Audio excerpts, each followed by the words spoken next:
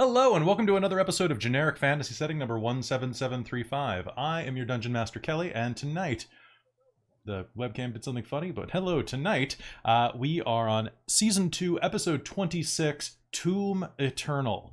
With me tonight are my four players who have been with me for the majority of this grand sweeping adventure across this world that we've created. Let's say hello, Christine. Hi, I'm Christine, and I'm playing Malia Sunsworn, the Dwarven Tempest Cleric of Vela. Hello, Mike. Hi, I'm Mike. I'm playing Xeno Rightwing. He is our half-elf ranger in the group.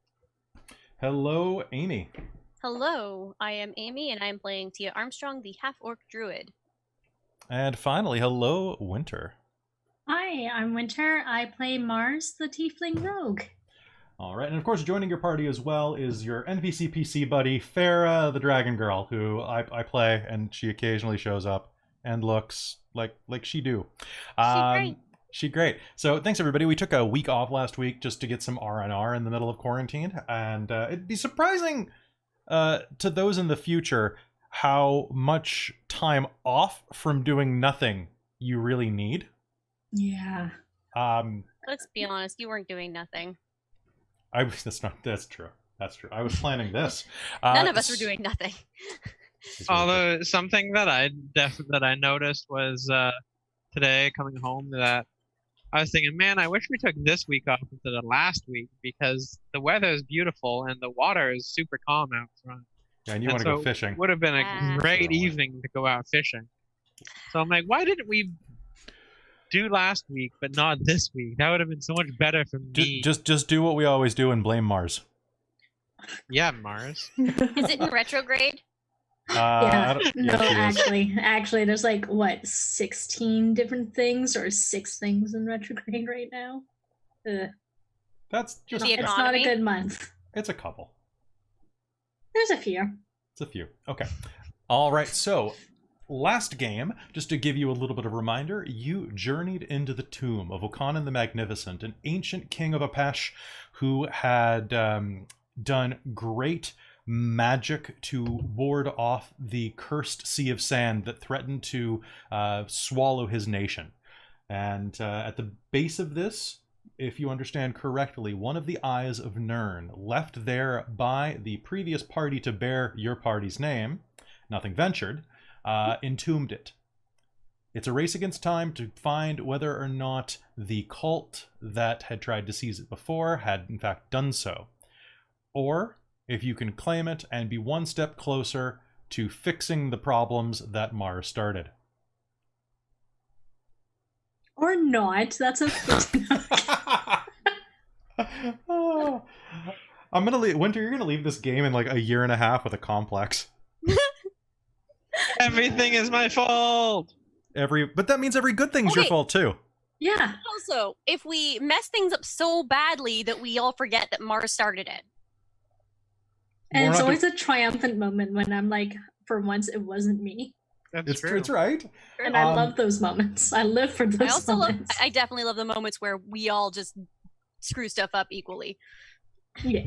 I appreciate those as well because it makes my job much easier. All right. So does anybody have anything they want to be reminded of or know before we go in here?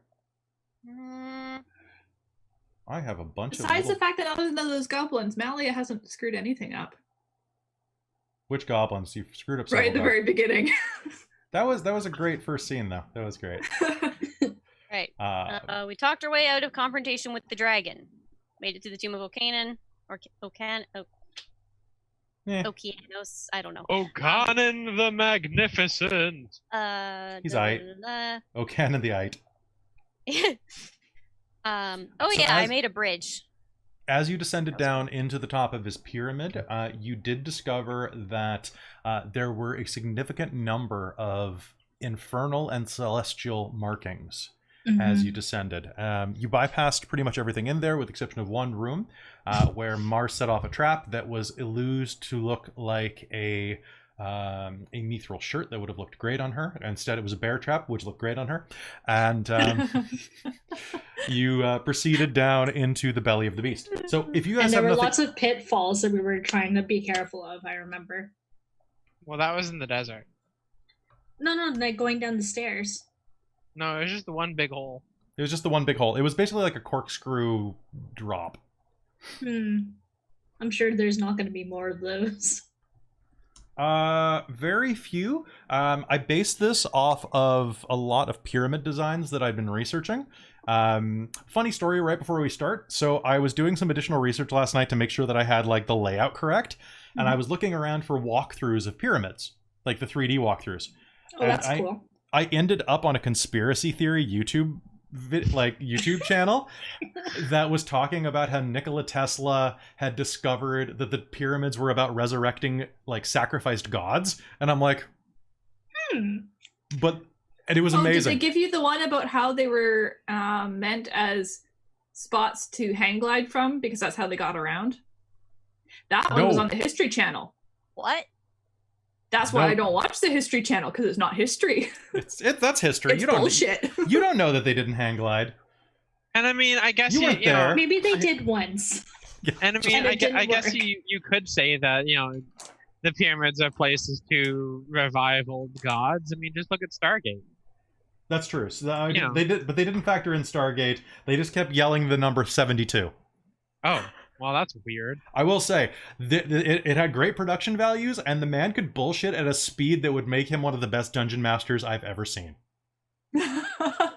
I was agog by how just, oh my god, the way that the man went from number to number to number. Well, of course, because as you see that there are 72 points, but 72 points multiplied by 12, the number of the zodiac. Now you have to remember that each zodiac is in orbit during 72 years, 72 times. 72 times 12 is this number, which divided by the square root of Nikola Tesla's age, his age at death, is it's like, oh my god. And he just goes. He just the age of Nikola Tesla's grandmother when she lost her dentures. The second time. The 72nd time. Anyway, it was. The chat is calling him Okanen the. Okanen the okayest. The All right. So with that, we are going to descend into the tomb. Guys, do me a favor, and because we're doing this distance, because we're in the middle of quarantine, if any of the audio sounds at all strange, post in the chat. If the music is somehow too loud, post in the chat. And of course, if we start glitching out too much, I have this set to record locally as well, just in case the internet connection kills the stream. I don't want to lose this for a later upload. But if it gets a little too glitchy, let me know and I'll fix it. And with that, let's return to generic fantasy setting. And the Shards of Narn. Having descended to the base of the spiral, you find yourselves in front of a large door. It's marked with a number of glyphs, all written in the language of magic, Draconic. Those of you who look at it see that the name carved on it is Okanen, he who does great deeds.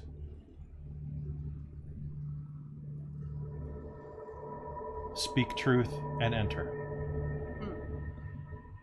So are we mildly retconning how we got in last time? Because How'd you get it last time? I used the blackthorn thing. I had to prick my finger with it and then use blood, so we can totally down with I totally forgot that. It's been 2 weeks. Yeah, I have a note. All right. So, having seen that door, Tia pricks her finger on a black thorn, presses it to the door, and the door... Did it vanish or open? I can't remember. I believe it opened. It grinds open with the weight of ages. A small plume of dust falling from its upward corner. Ahead of you is a corridor that leads down into darkness. Now, as it goes, you notice two things. One, that the ceiling remains the same height. They're about 10 feet above your head. However, this soft 26-ish degree angle slopes ahead of you and continues beyond the reach of your dark vision.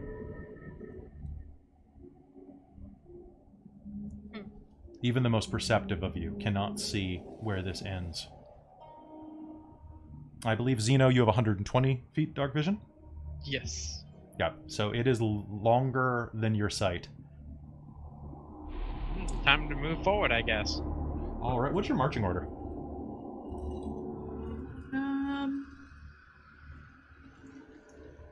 She is happy to go second. I'll go first. You'll go first? I'll probably stay around the back to keep an eye out. And Mars Farah will stick in the center, and Mars, you're kind of in the middle too? Yeah. In the middle, ready to stealth sneak out at a moment's notice without telling us. Hey, you guys, it's worked before. How wide is this, did you say? You said it was the height, but how wide was it? Was it like 5 feet or? It is 5 feet wide. Okay, so single file then. It is single file. This is incredibly tight. This feels uncomfortable. Wait for just a moment. Oh no. As you step into the hallway and begin to make your way down this soft slope, you walk for about 150 feet. The ceiling does not change its straight, level height the entire time. By the time that you reach the corner ahead of you, it has grown to over 50 feet in height. 5 feet wide, 50 foot tall. Most of you are experiencing a pressing moment of shortness like only Malia has ever felt. Malia, for her benefit, doesn't really seem to notice, but the rest of you find your breath slightly taken away by how intense this hallway is. What sort of stonework is it? You can go ahead and make me a history roll. Not a fan of these ceilings, though. Too many things can hide 16! in them. Okay, so you guys were tittering a bit too much in my headphones, which means they'll be recorded that way. So I have shut off streaming. Hopefully we won't have any drop frames. I have shut off recording. So, all right. 16? Mm-hmm. Looking at this, it definitely strikes you as human craftsmanship. This is definitely human, with some magic probably to move some of the larger blocks. You're actually quite impressed. Most of the blocks here are at least 20 feet tall. And at least 20 feet I don't wide. want to be impressed. Now the material... You can't tell me what to do. It looks like they're made of some sandstone, maybe, but the deeper that you go, you'll notice the consistency is subtly changed. And now the walls that you're looking at are a very, very thickly smoky quartz.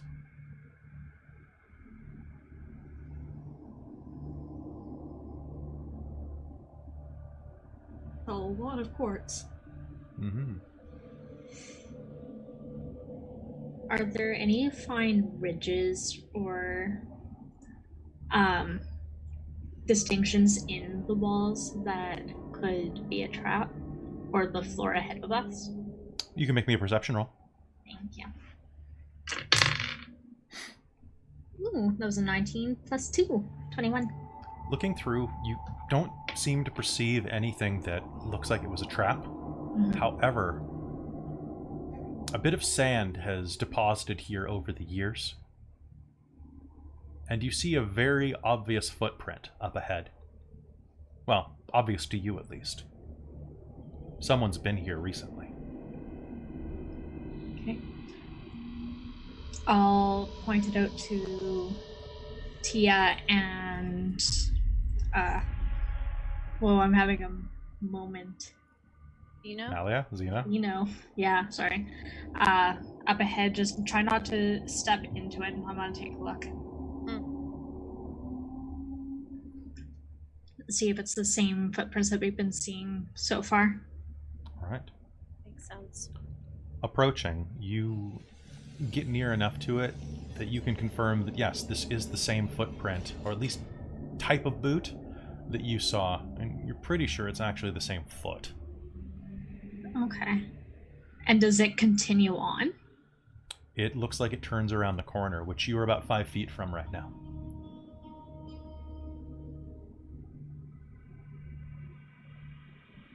Okay.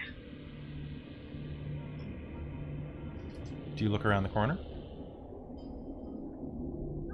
I'm going to kind of kneel and look around because I'm really nervous about how tight the walls are. Versus like something, if we just walk past, it's gonna like go through our midsection or like head level. So if you kneel, can you go ahead and make me another perception roll? That is 16. 16. All right, so as you lean around the corner and look, you will perceive immediately as you lower yourself to a knee that there is a splash of blood on the wall. And as you kneel, you will feel one of the stones beneath your knee start to move just a tiny bit. I'll stop and rock back on my heels and put a hand out to stop anyone else trying to move past me. What do you see? Blood and a trap. Taking a look at the walls, you can see that there is a seam between some of the stones on this corner. It's a little deeper than it should be, a little darker. It's good work. My knee right here was starting to depress in the stonework.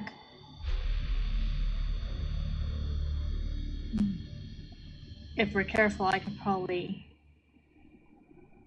I'm not sure if I could disable it since it's in the ground, but maybe see if there's a pattern. You think you might be able to disable it, actually. Okay. Looking down, do you have your thieves kit? You could probably just jam the brick from depressing, or you could guide people around it. Okay. Are there any other spots that look similar, though? Where do you think the trap's coming from? Like, is it horizontal across, or it is there's a horizontal gash in the wall about 5 feet up. And looking at how the blood was spread. You're thinking some type of blade. Yeah. Well, why don't we crawl through this area while you try and disturb that, but in case there's another backup trigger, why don't we get down hands and knees? That way nobody will get hit with it. I'm cool with that idea. Are we able to... Hopefully it's a short area. And there's no traps above us otherwise? Who knows? We know about this one, though. That's true. Just There's keep no your room to dodge, eyes and so... wits about yourself. Yep, sure. Let's go then. Or even if you guys bend over enough that you're not at that mark. Let's try it, I guess. Alright, so who's doing it? I guess Tia will give it a shot. Let's see. Alright, so Tia, describe exactly what you're doing. So, it's about how high up off the ground? About 5 Did you feet. say? About 5 feet. So, that's, about neck height-ish, I think, for her. There, no, I don't know. Somewhere. Anyway, neck, head area, not good. So I guess if she, crawls... Might be okay. I mean, you could probably just crouch and bend over a bit. Okay. Yeah, that's true. Yeah. Just be Can you very go ahead careful and then. give me a dexterity check? Sounds great. Basically, It's just a check, not a save, and it's not basically like a any check. skills. It's basically just to make sure that you don't accidentally step on the place you're exactly trying not to step on, which has Okay. happened to me more often than not. Fair enough. It's going to be a 20. Cool. So you do not pet the dog and accidentally slap the dog. Good. Sorry, that meme's great. All right. Oh, I pet the puppy. All right. You roll a 1. You slap the puppy. No! All right. So, crouching low, you crawl, moving well away from the spot that Mars has marked on the ground. You round the corner, and nothing happens for a tense moment.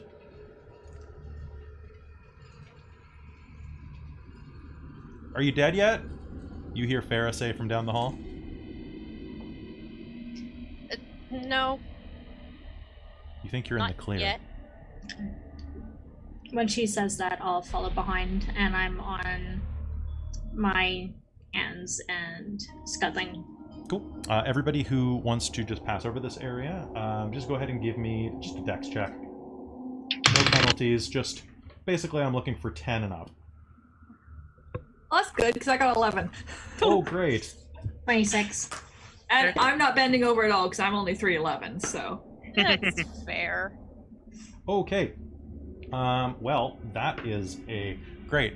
So as you are going there, you're moving in order. So, Zeno, were you headed there right after Mars? Yeah. All right, Zeno, with a quick motion, you duck and slide through the gap, moving rather quickly and gracefully, not even really disturbing any of the sand that is accumulated here in the tunnel. Malia and Farah stand at the other side. Do you want to go? Should I go? Which do you want to? You might as well go. Okay. Farah crawls forward, and as she does, she bends over and starts crawling. Her hat tumbles off of her head. She catches it at the last moment, but as she drags her foot up, the spur that she's wearing on her boots nicks the side of the brick, and a large circular serrated blade whips out of the wall at 5 feet, coming down in a diagonal, almost slashing into the wall before slowly grinding back into its home.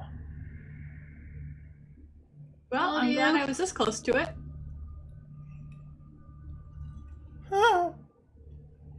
I don't know if I can even see that happening if I'm a little bit further down and looking forward. I was just reacting to the sound. You can definitely hear heard it happen. Yeah, like, the hell did you guys just do? You can definitely hear the. Well, Are you okay? we need to keep an eye on those ones, because that one came out of a diagonal. Oh. I didn't foresee that one. We're getting craftier.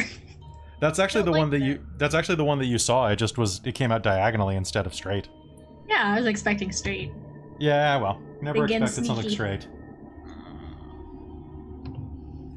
Ooh, what's going on with my window? There's something behind me. There is something behind you. Interesting. Oh, it's the generic fantasy logo. There we go. Oh. I fixed it. All right. So Malia, you follow Farah through and are easily able to not get your head lopped off. You all find yourself again on the other side of this corner, single file. But this time, directly ahead of you, you can see that there is a set of double doors about 50 feet down this ramp. You made it. Well, No. part of Ish. the way. Alright.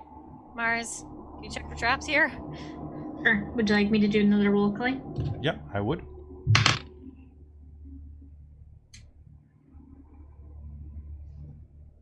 14.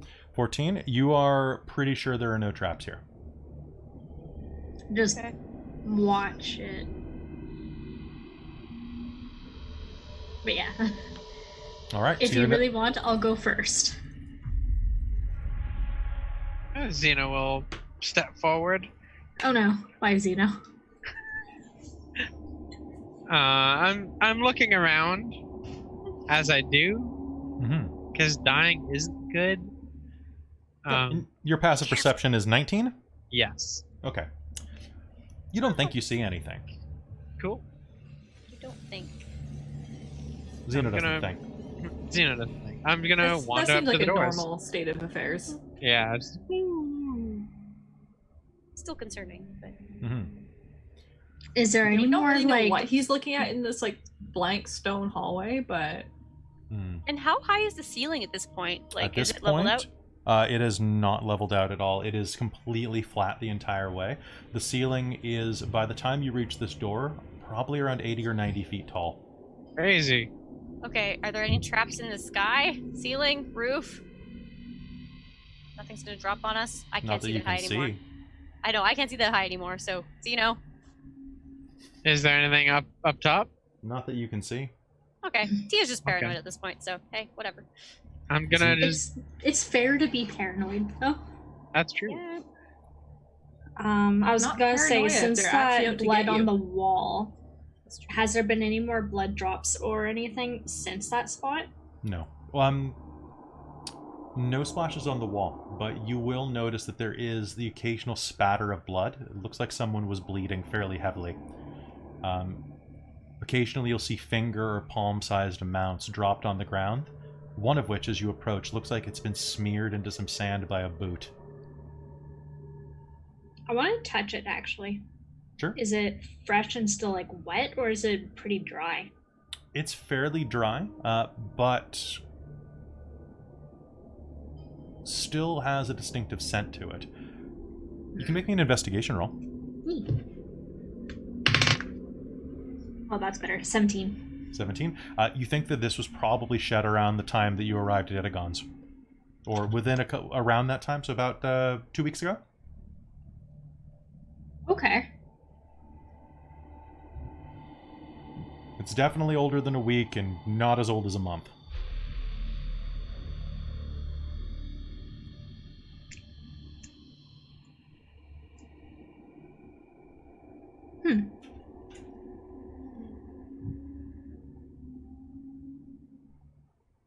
So there's no traps. I guess let's check the door. Yeah, Xena wanted right up to the door. Alright, Zeno. The door looms in front of you. It's a thin, 5-foot wide double door. More like a French door than anything else, if you know what I mean. So, but it's quite tall. It's roughly 30 feet tall. Ooh, that's a big door. It is a big door. And as you approach, Malia, since you were keeping an eye on things, I would love it if you could make me a history roll with advantage, Malia. Sure. I like advantage. Advantage is great. Advantage on anything is good. Don't forget that you have advantage on all stonework checks. Do I? Yep, I because you're a thought we dwarf. determined that was. I have a feeling that's a Pathfinder thing. Is it? I think it is. We keep I having think you this keep conversation. saying that, and I keep saying no, it's not. All right, well, you can roll history at least. So I have Dwarven Resilience instead, so I've got DR. I don't think I have the Stone Cunning anymore. I think that was Pathfinder. Huh. But yeah. Yeah. I mean, how much difference does it really make? So that's a unnatural 20. The doors here, this is stonework, but it is reinforced with bits of metal riveting. And you can tell just from looking at it that the hinges, of course, are metal. The work is distinctly inferior and elven. Obviously, I mean. Do you share it's with the class? elvish. At least our ears are superior. I will, yes, share it along with my snide commentary at the same time. Sure. So, and you shared earlier that the architecture was Zeno, human. you guys are good with wood, okay? You're not stoneworkers. Xena will lean down to half his height and pat you on the head. I will pull out to my whole height and look up at you. And I'll be like, well, I mean, at least I have the height advantage. I don't think she appreciates your taller Yes, than but thou when something comes out attitude. at 5 feet, guess who it hits? That's true, she is pretty much immune to that trap. That is true. Whereas usually like, that would be like a gut shot. Not great. No, right? Have we opened the door yet? Nope. Just been examining it. And sharing snide comments to each other, Of course, that's kind of how we roll, right? right? Is What, That's the what whole friends are- foundation of our adventuring group. It's is what snide friends are for. commentary. So, wait. So, you said the architecture before was human? Yeah, But this is Elven. yeah. Is that normal? I mean, we're getting closer to the important bits, so it makes sense that it was done by elves instead. Mm-hmm. It's a The human. dude isn't it? that is buried here. Do we remember if he was like, what was he? Was he human, elvish, what? you didn't do any research. No. Oh, we didn't get any hints We from didn't what's his check that. face? Nope. I don't think so. We didn't ask.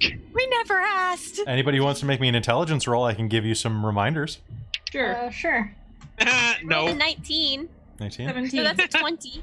Unnatural 20. All right, so everybody but Zeno, everybody but the elf, you know that the kingdom of at least Capsudet, it was brought up in a conversation with your boy Uri that the much like they do on Thestorel and on the mainland,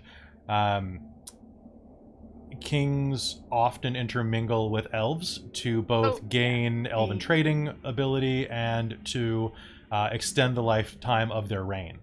Yeah. Mhm. Sweet, Yeah. sweet long lifespan. So you know he's at least he's either elven or human Or part elven. or part elven. Yeah, Bit of both. he's got one of those three options in him. But I think a good chunk of like their citizens were still human. Yeah. Sounds like. Apache is I mean- predominantly human, halfling, and a smattering of other races. So I mean, a lot of the generic work would be done by Oh, humans. she said the name. Drink. Get an inspiration. Drink some water. Get hydrated. Ooh, You know can what? I I'm have gonna double raise- inspiration? I will give Hydrate. you one inspiration twice for a total of 1. I'll bless your inspiration so it rolls a 20 when you roll. How's that? Ooh, I And if will it do- save that for an attack roll then. Yeah, and if it doesn't roll a 20, then that's defective blessing. Sorry. Super inspiration. Blessings not guaranteed. Blessing's not copyright Zalos Industries. That's a lame blessing. On the Maybe note it of was lame Zalos. blessings, I'm gonna reach out and see. Can I push open the door? All right. Pushing the doors, you'll find that despite their height, they open smoothly and without much effort, actually, from this side. They slowly both will open, revealing a chamber in front of you. And as they reach their apex, there will be the slightest squeak of the hinges. Well, what's... You wouldn't expect that with dwarven craftsmanship, Malia. All We right. use grease that lasts. Okay. Yeah, but we have. I can't even make a lifespan joke with you because you guys live a ridiculously long time too. Guys, doors open. What? Don't want to give them even more ideas of where we are. I'm gonna poke my head I and think they check it already out. know I that know. hinge was damn loud. It wasn't that loud. Now, It was far louder than it needed to be. Oh my god, stop. the You doorway both ahead. suck. The walkway ahead of you expands to 10 feet, and you find yourselves in a huge circular room, 60 feet wide and over 100 feet tall, carved from a smoky yellow quartz. The 10-foot wide walkway ahead of you connects to 3 other doors in this room, set at 4 elemental corners. The rest of the room, aside from these walkways, is filled with a murky, brackish water, covered with a layer of green-gray algae. In the center of the room is an immense statue of a man sitting on a throne, facing to the east. The statue rests on a large circular platform made of an older, rougher stone. The room is actually lit. It's Crazy. shining from pulsating prismatic orbs that are scattered randomly along the walls. What do you do? Tia's gonna go Perception check inside. I'm gonna step in and perception check. All right, sounds good. Tia, what were you doing?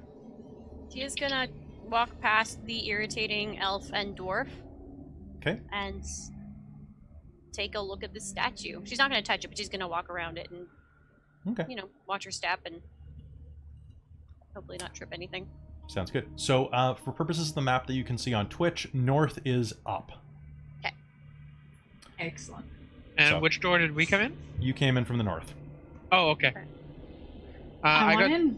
Oh, sorry. Go 20. ahead. I got 25 on that perception check, by the way.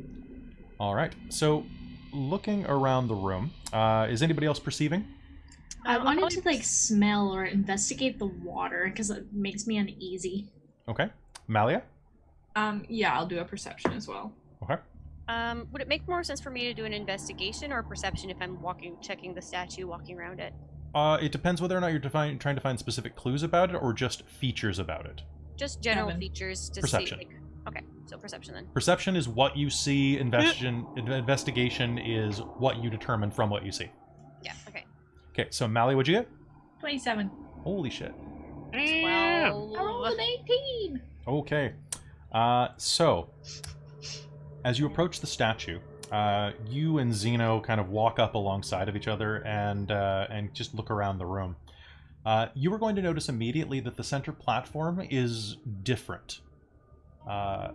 There's a difference in what type of material it is. You think that's some type of granite, or it has the consistency of almost a pumice to it, a really, really rough material. You'll both be able to notice that, but Malia, even from the door, you will be able to notice that there are indentations in that rough stone. Little divots. They almost look like... You're reminded to your youth. Your mother's face cream that she used to keep in a jar.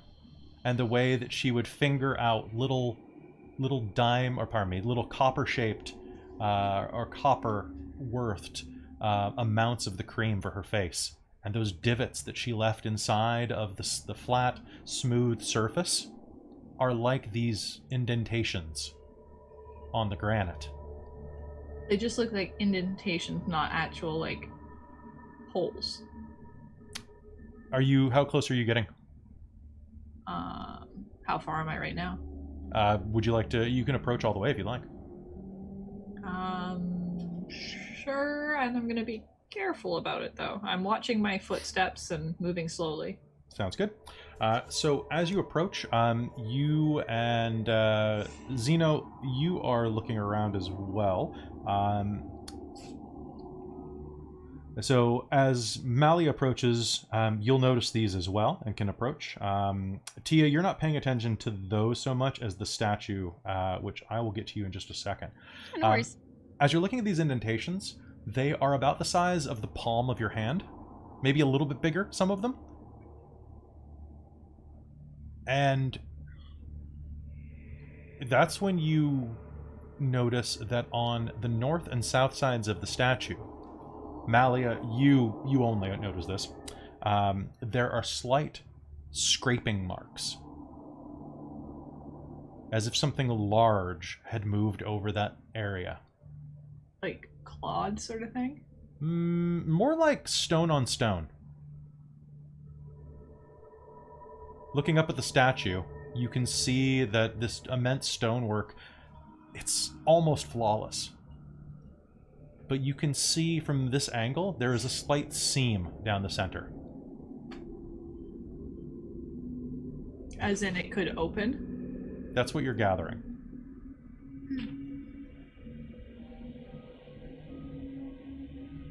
Now, I'm gonna wave at the others. I will wander up to Malia.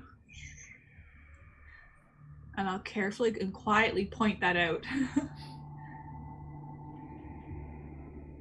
all right. So we're going to go Tia. As you're glancing around the room, you'll notice that the glittering shapes on the walls are actually all different colors. The prismatic light reflects down at you. Huh. And it's quite lovely. The room, though, the smell in this room is not ideal. It smells like swamp water in here. You imagine that once upon a time this room was quite lovely. But thousands of years of neglect tends to do that to a place. Yeah, fair enough. As for the statue itself, it's a statue of a tall human man. Settles that then. He has attractive features, strong. He has very Apeshian features, slightly larger lips, an elongated nose, a very obviously defined chin with a cleft down the center. He is bald, and from the looks of it, the statue has either eroded or he hasn't been depicted with any eyebrows. You can actually see that once upon a time, the statue was probably painted, but most of it has been rubbed away. Would have been beautiful. Mars, as the rest of them are looking around, you are looking into the green algae water. And what did you get on your perception roll? Oh, I haven't done one yet. You were describing the difference between perception and investigation. Could I do an investigation? Investigation's it's once you know something's here. Perception is noticing a thing. Investigation is discovering things about the thing. Okay, so you want to go perception first and then... You want to go perception first, unless your passive isn't enough to just catch this. Yeah, no. 15. 15? That's perfect, actually. Oh. So, as you're looking around, you'll notice that the sparkling lights above are quite pretty. But that twinkling light causes something else to sparkle. Something in the water glitters. Just about 5 feet away, and I'm just going to mark it with my X marks the spot. Ooh, X marks the spot. Just south of the statue, about 5 feet out into the water, you can see that there is a break in the algae surface and a glittering ring still on a finger. Oh no. Sticks out of the water. It doesn't move. It looks like someone drowned in the pool. As How you approach, deep does the water look? you can't tell. It's very, very dark. Very full of little floating, ragged chunks of matter. And sorry, what did you describe of the smell in here? It's like it's just swampy. It's very swampy, yes. But like there's no other like underlining, like not like sulfur or anything else like that. No, it smells rotten and brackish. Gross. It's not sewagey, but it smells like nature that has eaten in on itself out of desperation. And it's Smells true of what the rot. chat says. Mars does love her shinies. It's true. I always assume that difficulties to find shinies that get you into trouble are one difficulty less for you. Yeah. Oh dear. Now looking at this, you will actually recognize that this is a very, very shiny silver signet ring. Do you That's sorry. You can actually see it enough that if you'd like, you can roll history. Oh, okay. I don't get to do that very often. I know, right? I try to help. My history is actually not bad. It's the same as my investigation. Oh, good. That's going to give me a 19. You will actually recognize that it is an Arginian signet ring. The continent to the right, to the east of the of your mainland. It's a skull with a rose growing out of its mouth, which is the symbol of the Boudin family. Boudin. Boudin, yeah. They're a minor noble house, but they do a lot of trade. Okay. They tend to be spice merchants and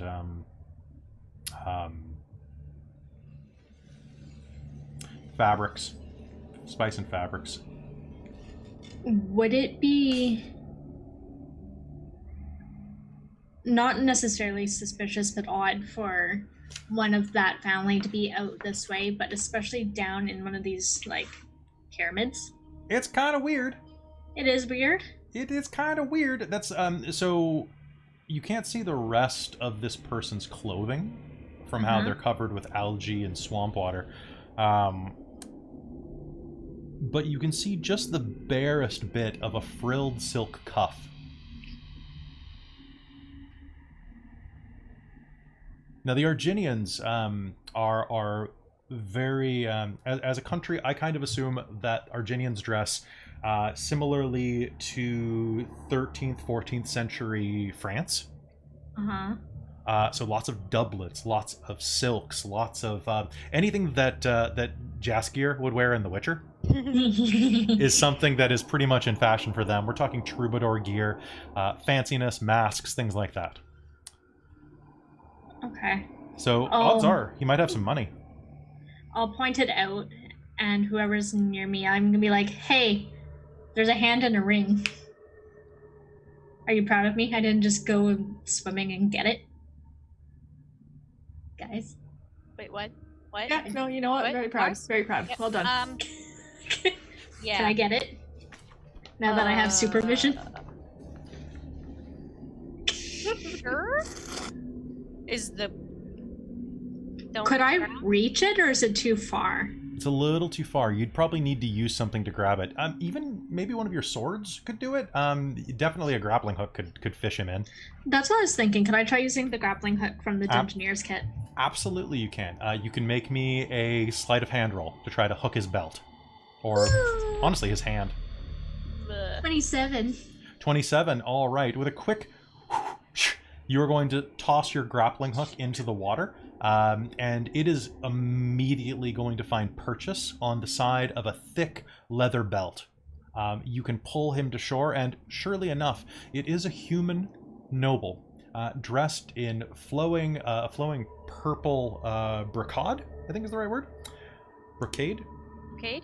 The chat will correct me later. But kind of flowing silk and crushed velvet that has been ruined by the water. At his side, you can see that there is a jeweled rapier, and he also has, dangling from his open shirt, a black medallion with Nern's symbol on it. Mine. And can I get everyone to roll me initiative? Oh, great. Heck. Okay. Nat 20, bitches! I told you. Okay. So 18. One That more, wasn't the please. blessed one. I didn't use advantage. Oh, fair on enough. I gotta say, today I'm using the Tome of Beasts from Kobold, and I am adoring it. Also, I've got lots of long blue hair in it. Well, not me. I wasn't over there anytime recently. That's true. It's all Christine's fault. Okay. Oh, I've got longer hair still. That's true. All right. So they will act on the same initiative. Oh, Farragon at 22. Oh dear. I sure rolled a 3, so it's going to be a 5 from Tia. Okay. Mars and Xena. 20. 20? 12. Yeah, so technically mine's 21. What's your dex bonus, Mike? My dex bonus Here, roll the die. is 12. All right.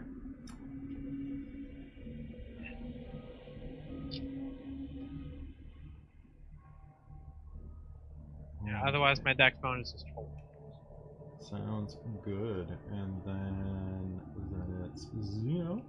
And then it's Taya. All right.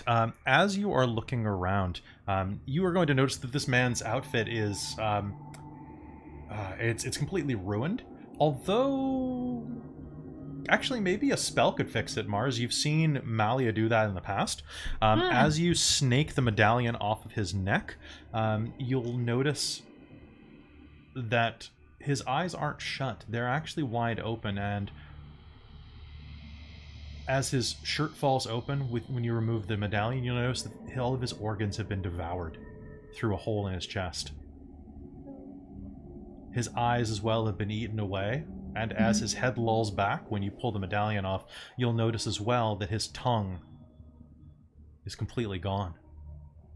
And at that, you'll notice that the lights in the room begin to twinkle and shine and shimmer.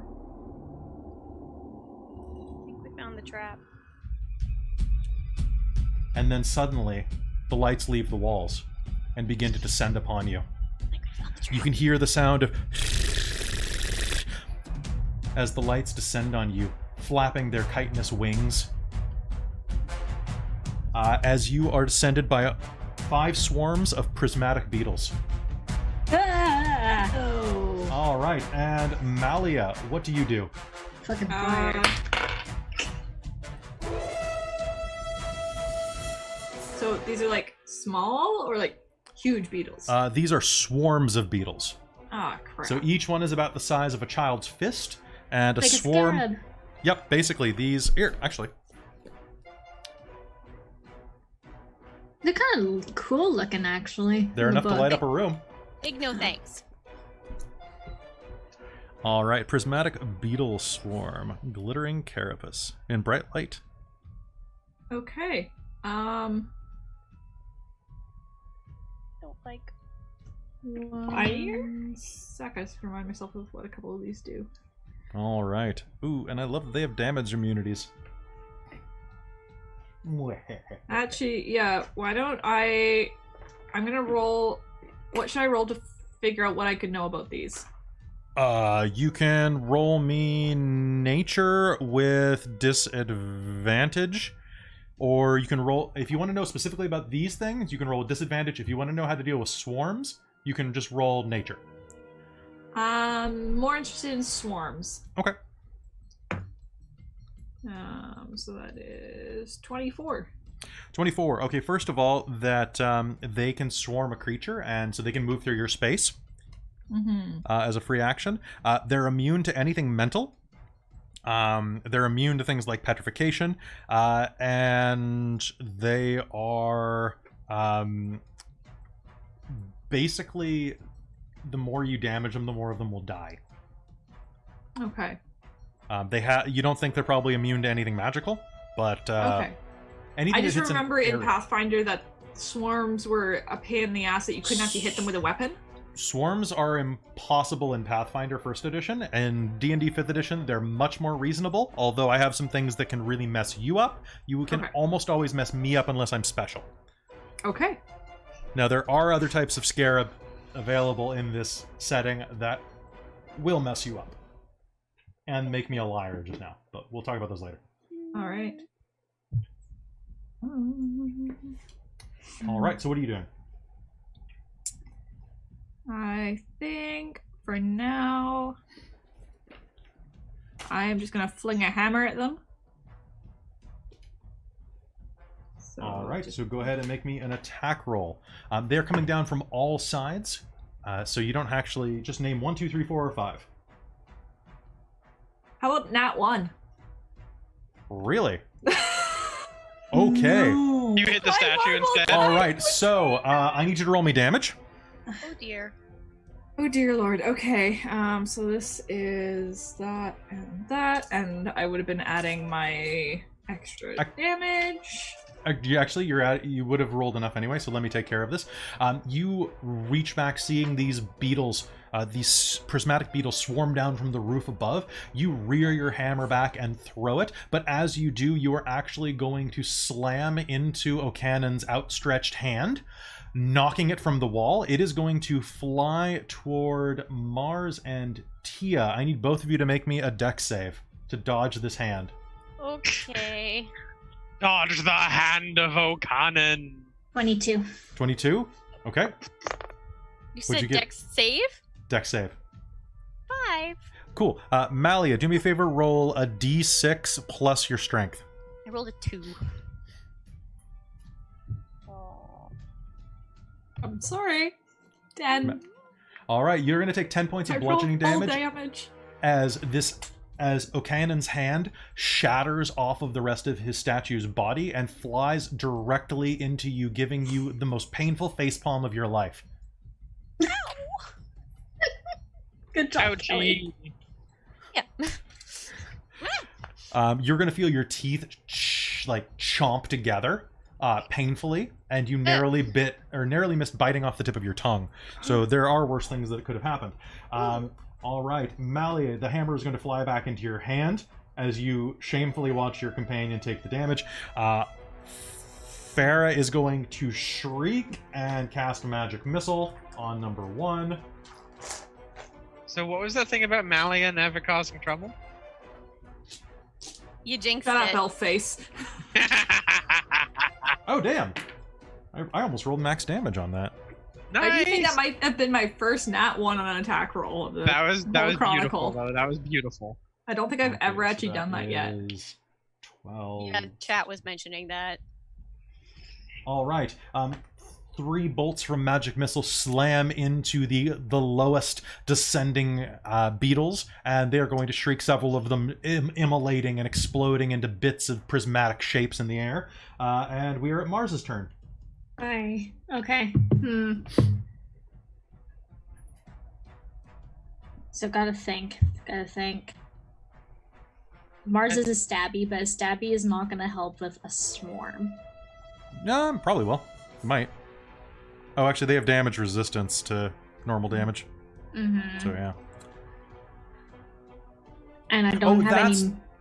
I'm sorry, Malia, that is the one mistake that I made. That is the difference. It's not just these guys. All swarms have resistance to normal damage. That means they take half, because just you don't always hit every one of them. Yeah. Yeah, that makes sense. That's what I was kind of expecting. So that was my mistake. I apologize. So, and I don't have any magic that can really help in this. Can I do an insight roll to see if there's anything in the room that might help? Yeah, go ahead.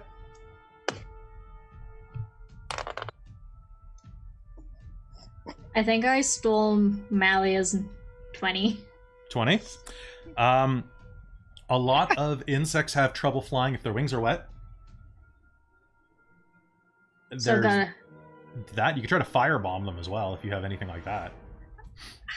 I don't have anything like that. They're still in the sky. You could cast darkness on them. You could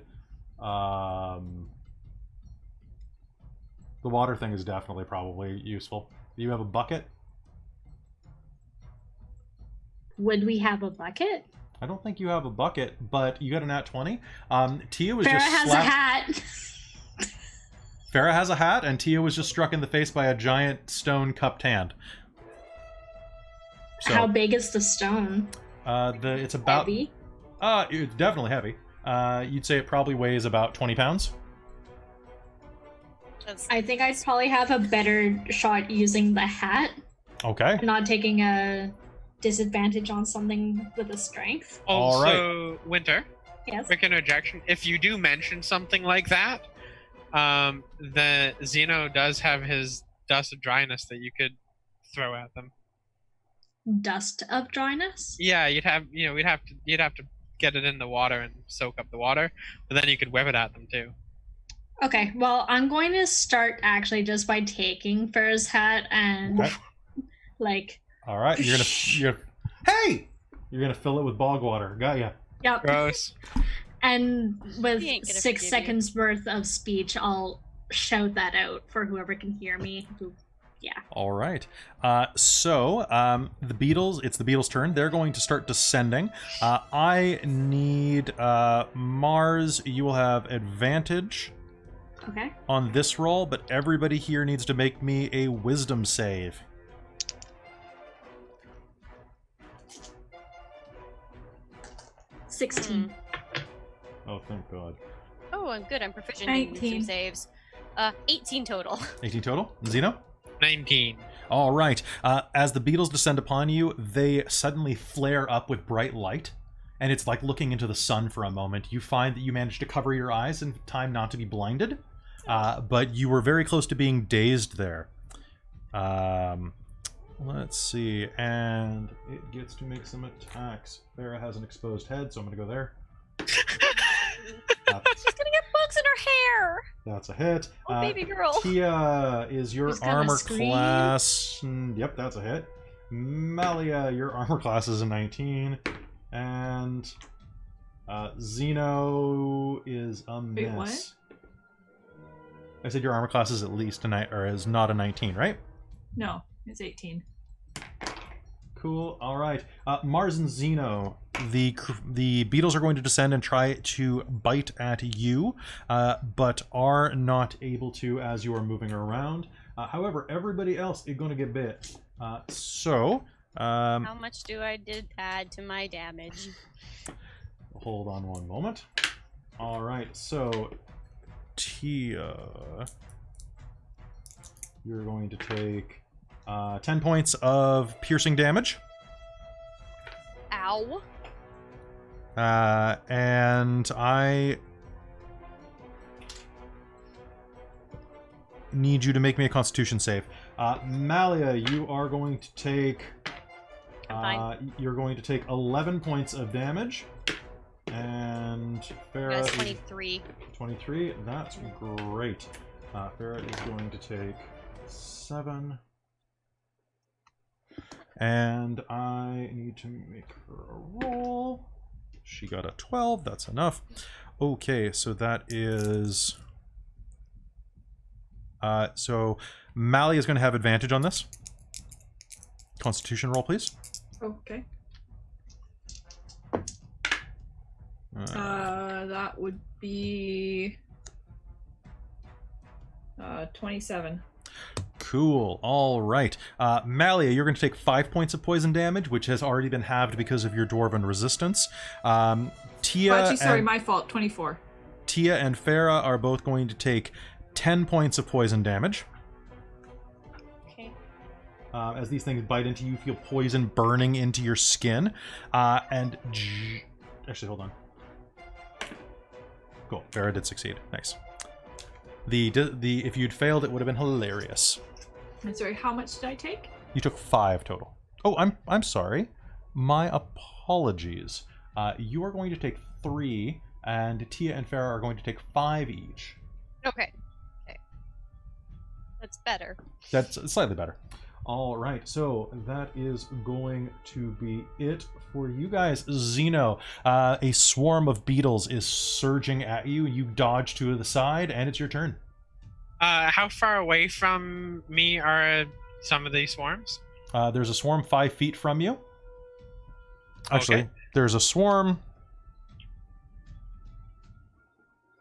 No, actually, the swarm's like right on top of you, and they're right on top of all of your friends. Okay, so they're super close. They can occupy your space. That sucks. They're a swarm of beetles. They're like all over They're you. crawling on you.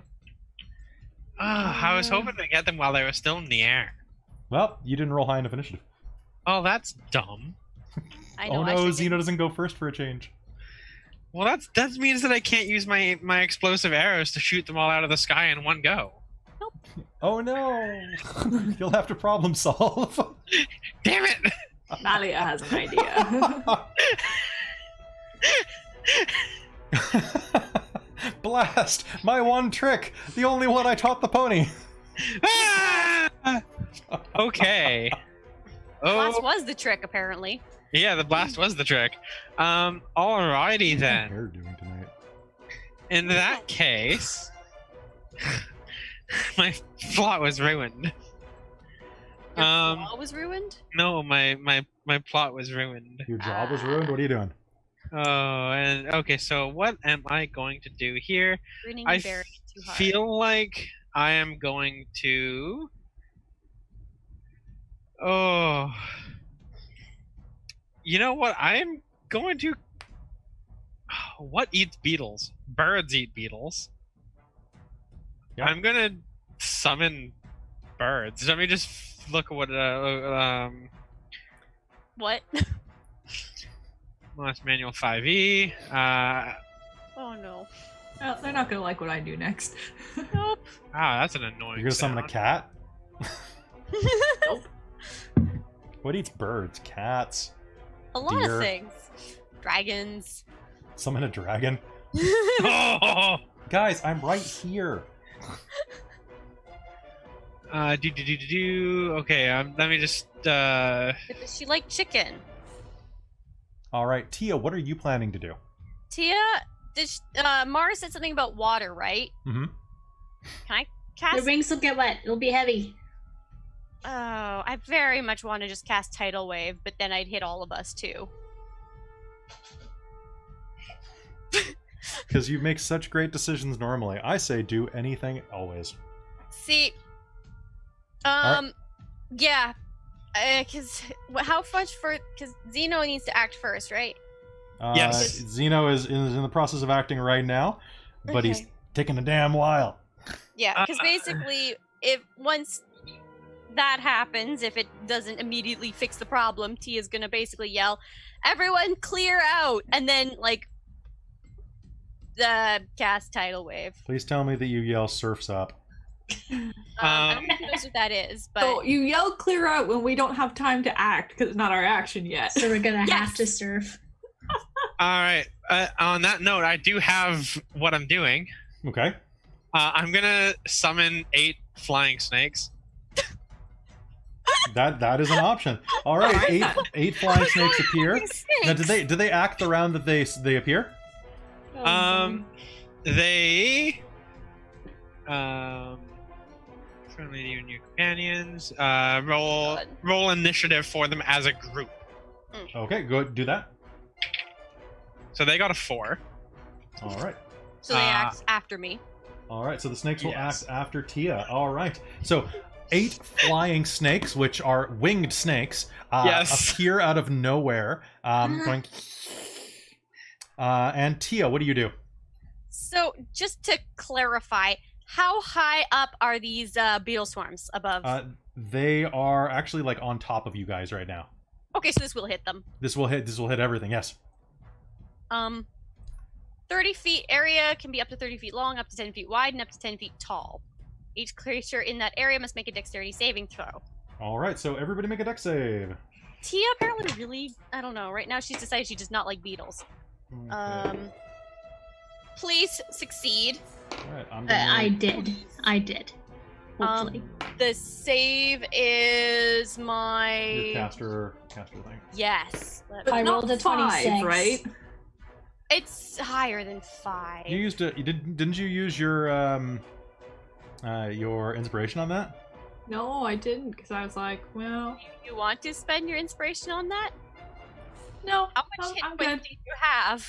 Okay. I should probably fail at a dex save. Honestly, I don't have good All right, dex. so Okay. I got 26. 26. All right, so I got some good news and some bad news. The good news is that Maybe better than 15. did they? Yeah. It's a dex save. It is. Oh god, where did I just put the spell? I went to double check what my save was. I'm looking at it right now. It is a dex save. Yes. They did not. So They did you not can go succeed. ahead. They did not. So go ahead and roll me damage. Okay. And then I rolled a 19. So Oh, and roll for your snakes. I did. They got a nat 20. So the snakes are fine. You I like flew the above it. snakes. They're like, whee! The snakes are too high in the air, I'm gonna say. So, Kelly, Yeah. your snakes say surfs up. The snakes, they surf them. Serves. I was so happy when my nat 20 came up for the snakes. I'm like, please don't kill them as soon as I summon them. 27 points, I think, is the Let me double check the math on this. All right. You Bludgeoning rolled damage, and it's they're knocked 4d8. prone. Yeah, I rolled it, so I've got 6 plus 6 plus 8 plus 7.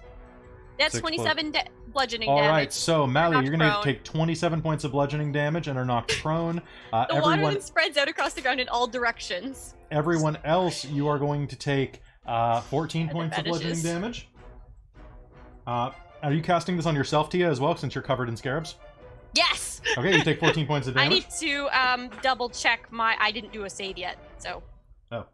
Because you're covered in scarabs. 'Cause Okay, you're I'm covered in fine. scarabs. I'm fine. I'm good. I'm good. All right, so that is 14 points of damage. A giant wall of water erupts out of this pool and floods over you, throwing you all against the statue and doing significant damage to some of you. The rest of us are not scarabs knocked prone, all thankfully. scatter to the ground, trying to get up, several of them turtling on the ground, most of them struggling against wet gossamer wings to take flight. But they appear to be having some trouble. The snakes are up. So the What's up? snakes are going to attack. All right, Are the they going to snakes. eat them? Please do. Yeah, they're going to be like, ha ha ha ha, bug. All right. So, Mike, do you want help rolling this? Because all of the snakes have advantage right now. And I don't think you have enough dice to do this. No, I I only No have rolling things. I have 4 d8s. How You many have 4 d8s d8s? do you? I have Alright. 4 d8s right here in front of me. What do you want me Alright. to roll? So everybody roll 2 snake attacks with advantage. Snake attack. Sneak attack. Okay. Alright, so this guy got a 10 and a 1, so you got a 10. Yeah, we don't add anything to these, eh? Okay. I don't know, what's their attack bonus? It's in the monster manual. Monster manual. Okay, one of them rolled an 11 for So what are we attack. rolling? Sorry. You're rolling snake attacks. Yeah, but Plus what 6 dice? to hit. Plus 6 to hit. Alright, so you're rolling 2 d20s. Basically, you're rolling with advantage to hit. Okay. So, 16. And then a single and, d8. I got a crit. Nice. Guess what? I just wasted my double You're not 20s on. Oh no. I rolled Snakes? 2 20s. The On snakes, Are, the snakes? best, are doing the best right You got now. double Why? of nat 20. This chronicle was just a prologue for the journey of the flying snakes. And then, what was the other dice you said to roll, Kelly? D8. I told you to roll. You're rolling with advantage.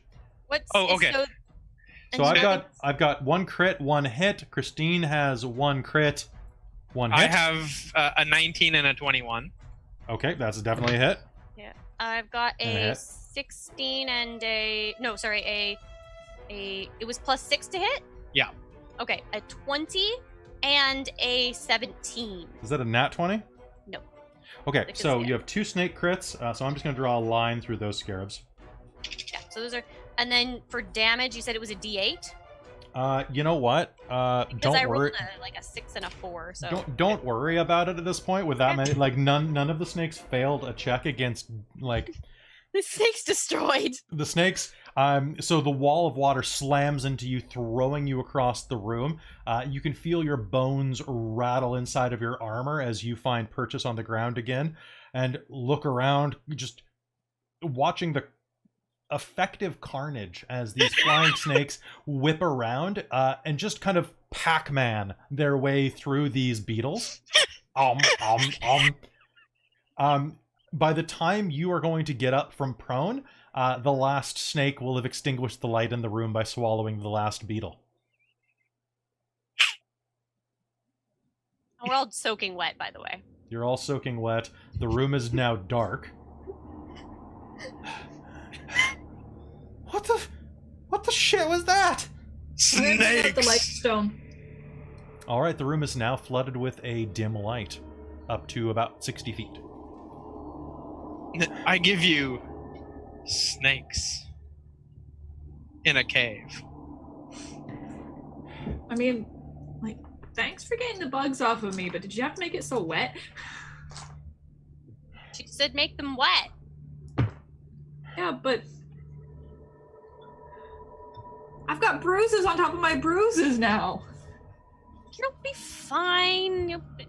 Oh man, I want to heal a bit here. Farah stalks over to Mars. Hat. I'll wring it out first. And I'll put it on her head. At least the tidal It wave probably stinks. helped clear out some of the murk. Yeah, so now it's fresh dipped water. in corpse water. Some people I'm would sure it's somewhere that's lucky. probably somewhere. She's going to glare at you, touch her hat with a little spark of magic, and it's going to reshape and just wring out the water itself with prestidigitation. You. But if she's wearing it, is it gonna ring out over her? Oh yeah. And she's glaring at you as this water is cascading down.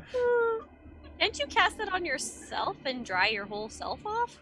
Yeah, that's how that works. You know what? I'm not gonna. Beautiful.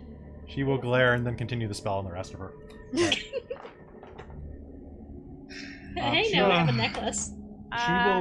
She'll go around casting prestidigitation on each of you in turn to dry you. Except Mars. You're last, which will do. Okay. So Mars, as you're investigating this Best. body, you will find that it has this medallion of Nirn that is made of blackened steel. It also has 53 gold coins in the pocket. Well, in the- 53, you say? 53 gold pieces, as well as that jeweled rapier, which Doesn't appear to be anything more special than just a fancy show-off piece, but you could probably sell it for some decent money. Yeah, I'll probably do that. Cool. What kind of jewels is it, though? Thunk, thunk, thunk. Who's thunk? Thunk, thunk, thunk, Mike. That wasn't me. That was probably Winter. I'm typing in on a Oh. note what I've got. Oh, okay. I thought I saw Mike move his head like that, so I was like, Mike, damn it, Mike. No. I will blame all of you. All right. So it is an emerald in the pommel. Well, actually, you think it's a peridot now that you look at it twice? Fair enough. Ooh. Yeah, quite a large one, though. Interesting. I might want to whittle that out. So I'm pleased with my snakes. we're gonna rest for a moment and patch ourselves up. I'm covered in bug bites. And ow. My face. Malia, what was that for? Am I able to tell? Well, Thank I you. mean, you should have just ducked. I tried. I didn't know you were gonna throw a hand at me. I mean, I wasn't planning on it. That's even It worse. happens. Mars, what were you asking? Am I able to identify who this was, or any significant idea of who they were, or anything like that? Looks like a son of this noble family. Just the sign? Just the son. What you could do is go ahead and make me an investigation check if you want to check the body over really well. Yeah. Just because they probably don't know that they're dead. An investigation, you said? Yes. It's gonna be a 14. All right. So as you are glancing over the body, you can make me a history roll as well now. Or what was your original history roll? It was like a 19 or something, wasn't it? You're talking to me? Yeah. Yes. Cool. So as you are investigating the body, do you strip off his clothing? Probably not as much, but like I'm definitely like looking through it and stuff, like insides. But I just imagine the smell must be horrible for how long he's been dead in that water. And the decomposition is a bit different when bodies are submerged versus drying naturally in the air or underground. So as you are looking him over, you'll see that on his forearm, as his sleeve is slightly rolled up, you'll see that there's a tattoo there. Of a spider? No, actually, this looks like a military tattoo. As you take a quick glance at it, you'll actually recognize that there was an armed conflict in Argeny, probably about 2 or 3 years ago. That I'll involved... call Tia over. Hmm? Come What's check this out. Yeah, sure. Okay. What am I rolling something? Sure, you can make me a history roll. Sure, I'll give it a shot. Is it military something that I It is might have military advantage history, on? yeah. Would I have advantage on this? Nope. It's nope. Okay. What do Well, you it's get? gonna be a 10 total. Sure did roll a 5. So taking a look at this, you'll easily be able to remember what the war is though with a 10. You don't need advantage for this. So whoever this was, it was a kid. It was a guy who probably, hard to tell how old he was. He stinks and is pretty rotten at this point. He's probably in his mid-20s. Okay. But that military tattoo has a decapitated boar on it, which you'll immediately recognize as the house Bardor, which is a noble house over in Argeny. And this is a commemorative tattoo that you've seen several mercenaries with who fought in basically a noble clash at this country state called Boar's Head. which was owned by House Bardor. Long story short, two noble families fought, the Devlins and the Bardor. The Devlins won, and a lot of the families that were involved in that, and the soldiers got tattoos in commemoration. Okay. Interesting. Is this a common thing, or is this kind of weird? In Argeny, they're big on anything that peacocks. And looking at this, a noble kid getting a big, badass, I fought in a war tattoo, you probably lower his age about 5 years in your mind as soon as you see that. So you think that might actually be like... Probably like 20 now. He probably fought in the war when he was 16 or 17. Thought it was really big, probably, you know... Probably thought he was a badass and got this tattoo. So if you can find whatever noble son around that age of the Bordairs, went and... Bordair, is it like...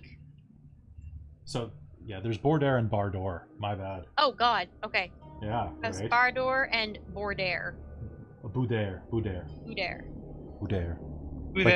Like Okay. Boudair.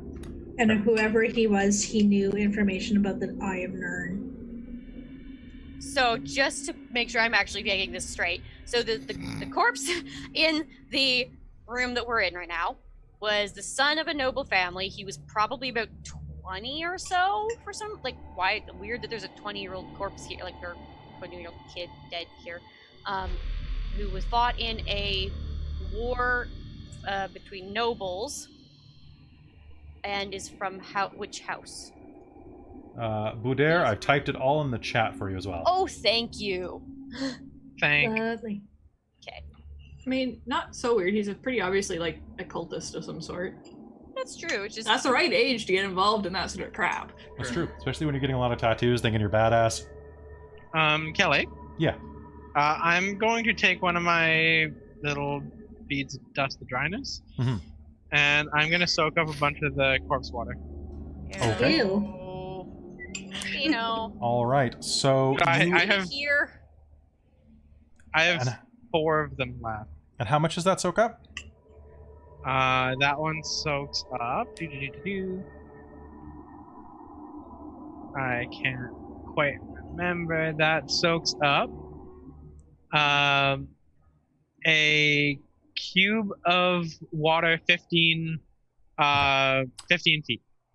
So the water level drops about a foot in the room. And remember that my tidal wave, once it fully goes out, the water level itself does, like, it vanishes. It does vanish, yeah. So the water level drops first as the tidal wave vanishes, but second, as you toss the dust of dryness in, the water level only goes down about a foot. Ooh, so However- this is deep. You'll also notice, though, that as it drops down a foot, you will see that the walkways that jut out on all 4 corners appear to be bridges. Water is sloshing underneath them. So the entire room's water system is connected. Interesting. Neat. Your bead will float back on the surface toward you. Yay!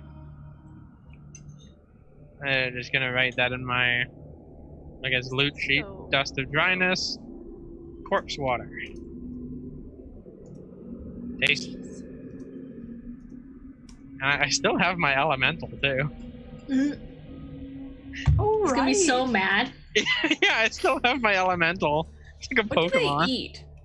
Can they die of Elementals? starvation? They're eternal. That's why they're great guardians. Shit. Cruel I and think they'll be unusual punishment. pissed. They don't usually have brains, so So no passage of time. no passage of time. He's No probably time. like, oh. All right. As quiet comes back to the room, I think I need to heal a bit. No. Yeah. me too. Should we just So- rest this out, or is it safe to rest? Like, all of these doors are open. Other Probably stuff not could come in safe. here anytime. That's true. No, I have potions and scrolls of healing that we picked up. So, like, I've got 5 potions of healing, and then I have 1 potion of healing moderate. I'm down like 40 hit points. Okay. So, I think I also have a scroll, 3 scrolls of healing, level 1. Plus my own spells. I just take 15 and use some hit die. If you want to wait in here for 15 minutes, mind you, like I've said, aside from the door that you pushed open, all 3 hallways are wide open. Mm-hmm. So you have the potential to be attacked from 4 sides right now. That's Yeah. true. So I don't think we should wait here. So We wanna be the way that I'm going to do that defensible. is, unless you immediately alert something, there are the chance that you might have a random encounter. Yeah. So anytime you hole up in a room, I basically will lower the difficulty based on how common it is for something to walk through the area. Yeah. Okay. So for example, if you hold yourself up in a room that only had 1 entrance, it would be much lower. Mm-hmm. Or well, the difficulty would be much higher for me to reach than, standing in a field. Yeah. So I don't think we have time to wait, so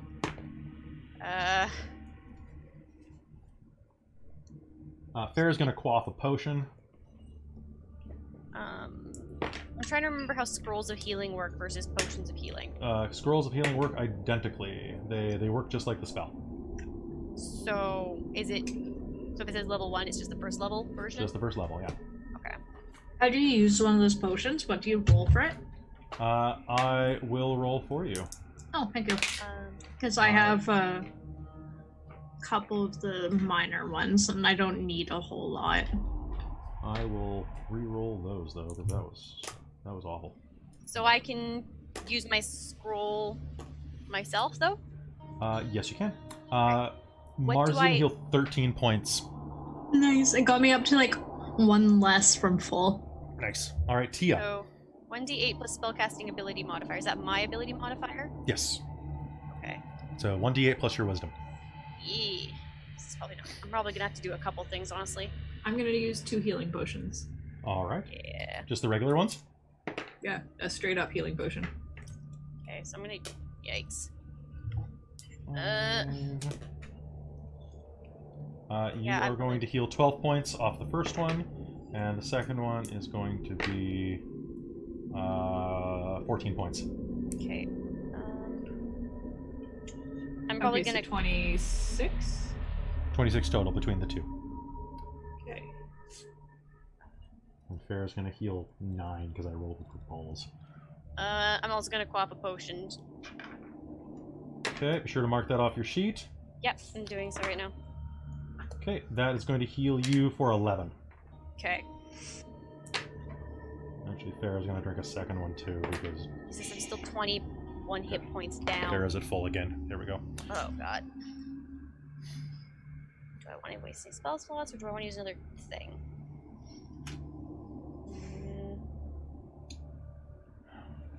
I'm gonna go back to examining that statue. Okay. What are you looking for?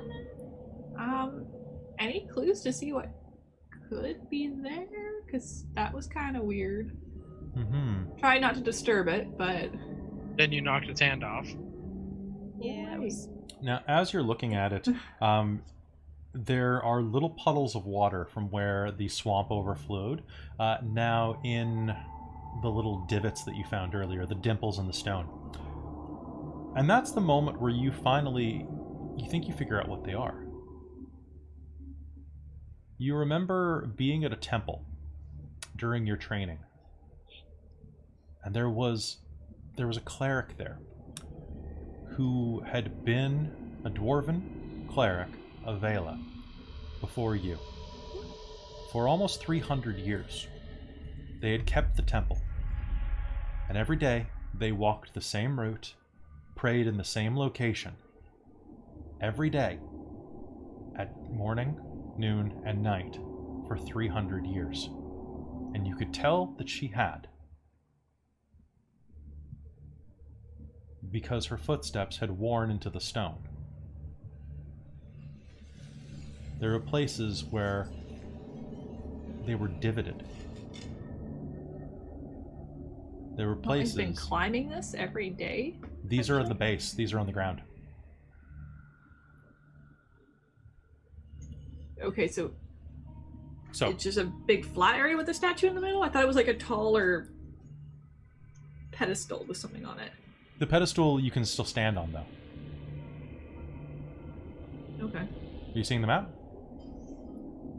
So the pedestal is just a slightly raised platform at the center, but looking around, you can see these divots come in pairs.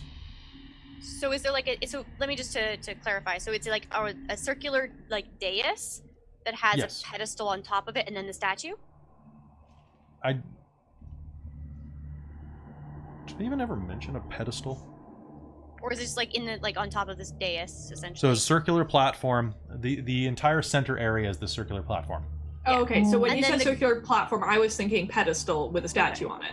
There Yeah. is a slight pedestal. Well, there is a slight raise where the statue is sitting on top of a stone that's basically a pedestal, kind of like the Lincoln Memorial.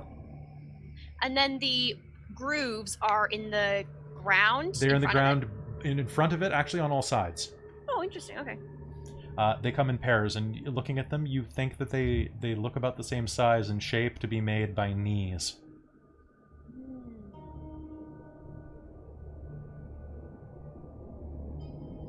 You're immediately brought back to the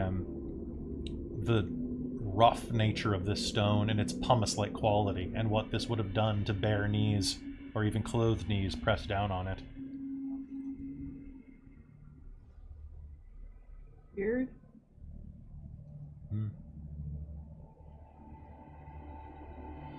You can make me an insight roll if you like. Sure. This makes I no sense to me.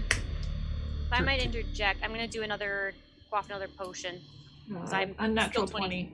Points down. All right, you are going to get 14 back. Yay! Thank you.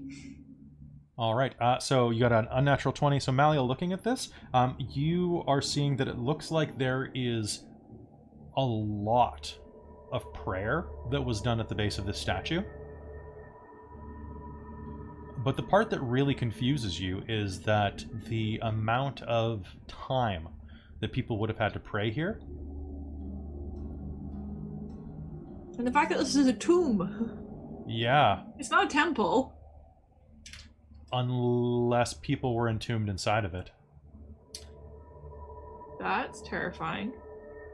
Why would they bother praying if they've been entombed? That is a great question that probably is relevant. Do you say that out loud? Yeah. Wait, what? What? Did you find something over there? Well, just these marks. They look like they were probably formed by knees, but it takes quite a while for that sort of thing to show up in stone. Like lots of repetitive action over years. Interesting. And this isn't a temple, so... I mean, was it always a tomb? Well, I mean, it was built as a tomb. So Or did yeah. they build the tomb over top of a temple? Probably Maybe. not. No. Also, kneeling on pumice would hurt. Yeah. Yeah, no A lot. kidding. Yeah, I don't like this. I don't like it either. But we should keep moving. So, Okay. we got a direction that makes sense. We've got 3 No. doors. We came from the north. Yeah. And the statue's facing east, you said? The statue is facing east, yes. Do we want to go the way it's looking? We'll have a look out each door and then decide. Yeah. Because the doors are open, right? They are open hallways, yes. Yeah. Are there actual doors, or is it like just a corridor leading out? It is just a corridor leading out, all of which go about 10 feet beyond this room and then turn at a left-facing diagonal angle, blocking your view. Hmm. Okay. So basically, like they're going like kind of like, I guess like if this is like this way and okay, can't see like this way kind of. Okay, my hand is mirrored in this. It is but- weird. So kind of like- basically, they arc out at. They kind of look like a pinwheel. Oh, I see. Okay. So they don't look like they're all heading towards the same place. Nope, they are all going in a spiral pattern. So honestly, it could be any of them. It could be any of them.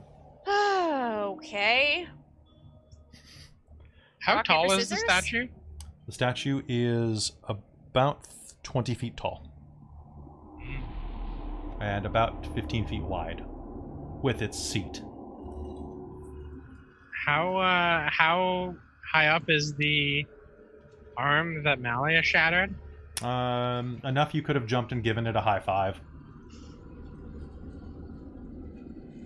So a little bit high to, you know, go up. About 10 feet up.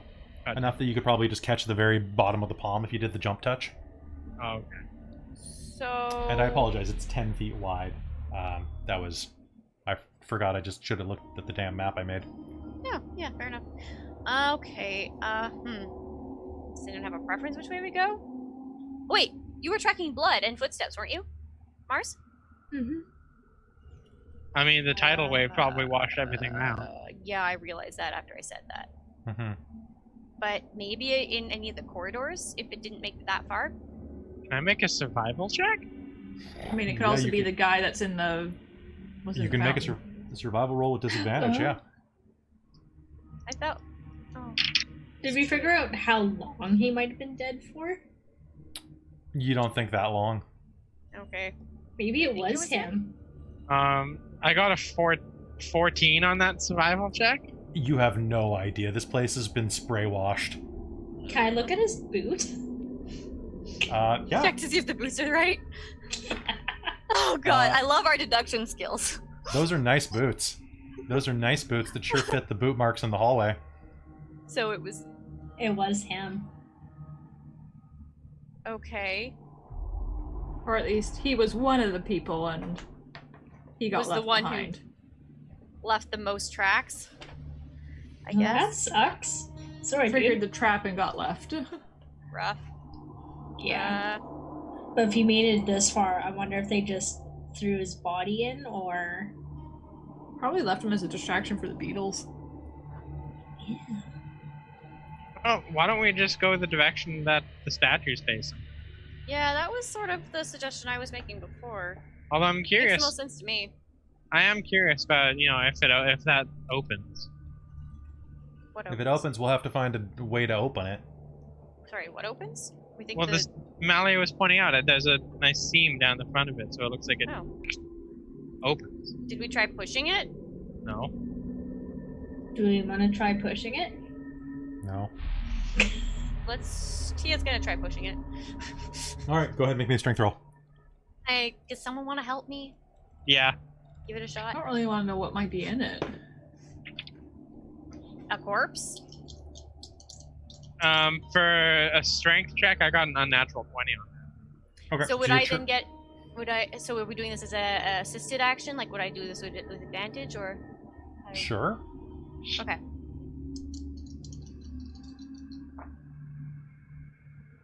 So that's gonna be a 23.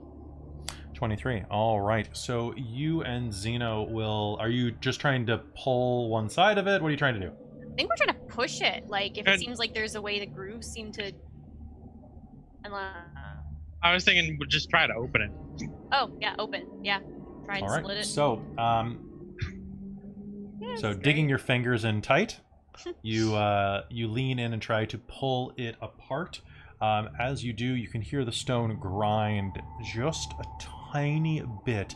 A small line opens up on this seam that you could barely notice in the first place, but now it darkens enough that you can actually determine that it does in fact exist and is not just Malia pulling one over on you.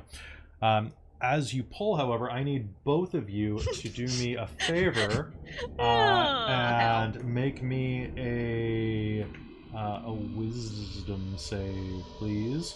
Okay.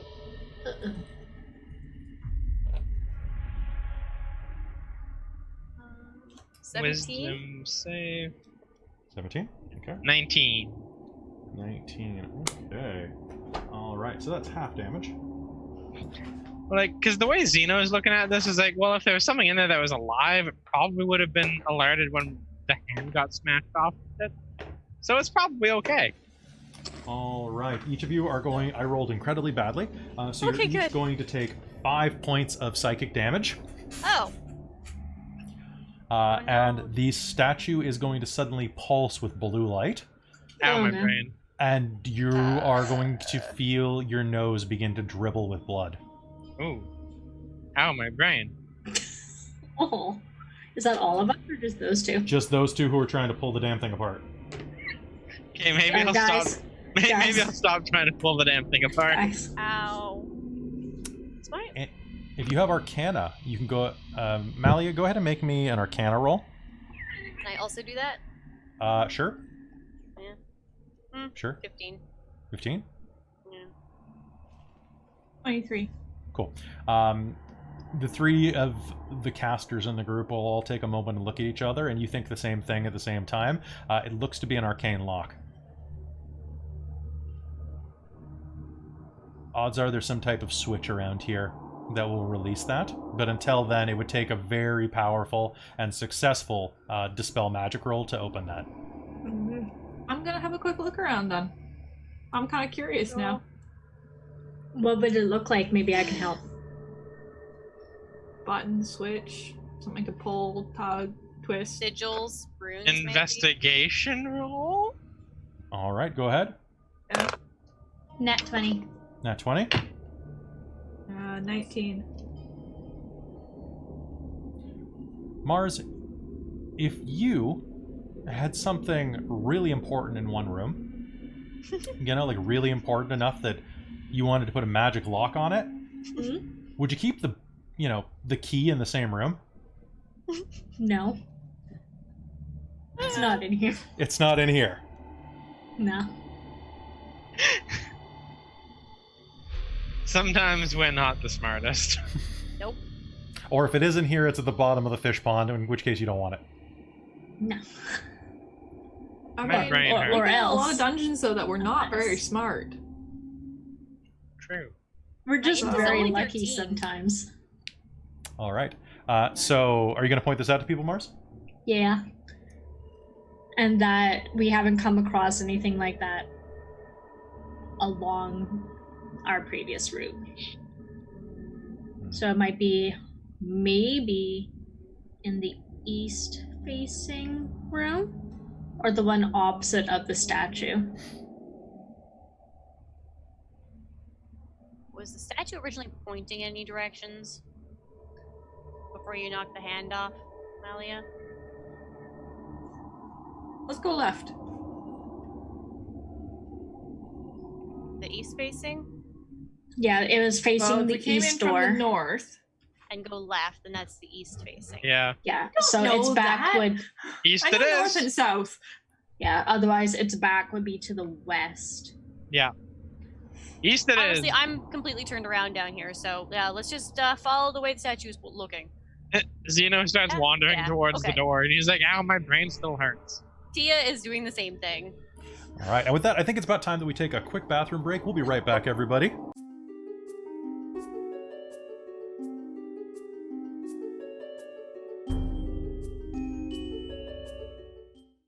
Hello, and welcome back to Generic Fantasy Setting, episode 26 of Season 2. Wow, it's been a long journey so far.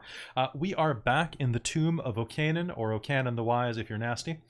Or not wise, magnificent. Okanen the Okanen Because the it was nasty. Edagon the Wise. There's Edagon the Wise. It's all of these people with the in their name It's almost because like titles are a pain. God. you're just jelly. You just want a title for Tia. Down with the titled. Tia Armstrong, the Green. Titled. Maybe Rise that up should and be revolt. the end of this game. You all get a title. You all get a I title. can add a the into my name, Malia the Sunsworn. Malia the Sunsworn. All right. That's how you have to introduce yourself now. Malia the Sunsworn. I wish I had my notebook from before we went into remote play, because it's got like, I don't have notes about what Tia's orc name is that was given to her. Like, I don't Oh. have any of that here with me. It's all just like in my notebook, all that I was stuff. wondering why you never brought that up. Because it hasn't been around. So Tia's orc name, if we're gonna jump back to that, let's see. If that's okay, just a little side comment here. It is episode 13. Jesus. No, that was Fetch Quest. Episode 12? No, it was Fork in the Road. Episode 11 When were we at the spa? was Yargle was and it Rolly. the Oh, it was the next episode because it was when he separate left us. It was at the beginning of the next episode. Oh, it was. Okay, so I just remember that the name was basically like Mudblood. I say it was meant to? Yeah, like it's mixed Ashuri. heritage. Ashuri? How do you spell that? I spelled it Aeshuri, but I spell things notoriously Elven, so interpret as you wish. Okay, sorry. I'm just gonna get you to say that one more time. Just Ashuri. so as I scribble it. Aeshuri. That's Okay, how it's pronounced, so feel free to Ashuri. orc that up a little bit. Sure. Probably needs a little bit more weird, hard Apostrophes. consonants things. I don't know if they go really apostrophe heavy. Ah, Shuri. Yeah, maybe. I'll figure it out. Be good. Thank you. Ah, Shuri. Ekupta. Ikadebo kura. Ubadebo gigi. That's not. Doesn't. That's Huttish. That's oh yeah, that is Huttish. That's Huttese. Huttese is how. I know, but Also, little pro story. What is the music that's played in the Star Wars Cantina canonically called? oh, wasn't it like jizz or something like It's that? jizz music. I kid you not, that's official. And I'm like, no. Oh, what have I done? George, no. You went there. He went. I don't think he knew, but maybe he knew. Maybe he's been trolling us all these years. All right. I mean, that Christmas special. That didn't exist. That was a no one. That He didn't write that. Cocaine wrote that. Come on, it's like Cujo. All right. So you head down to the east. Back into game. Ahead of you,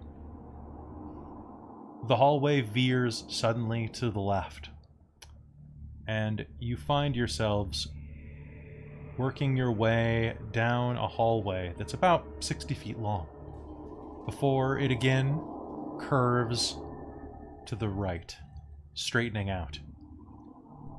The hallway proceeds for about another 20 feet, and then arcs off to the left and to the right. What do you do?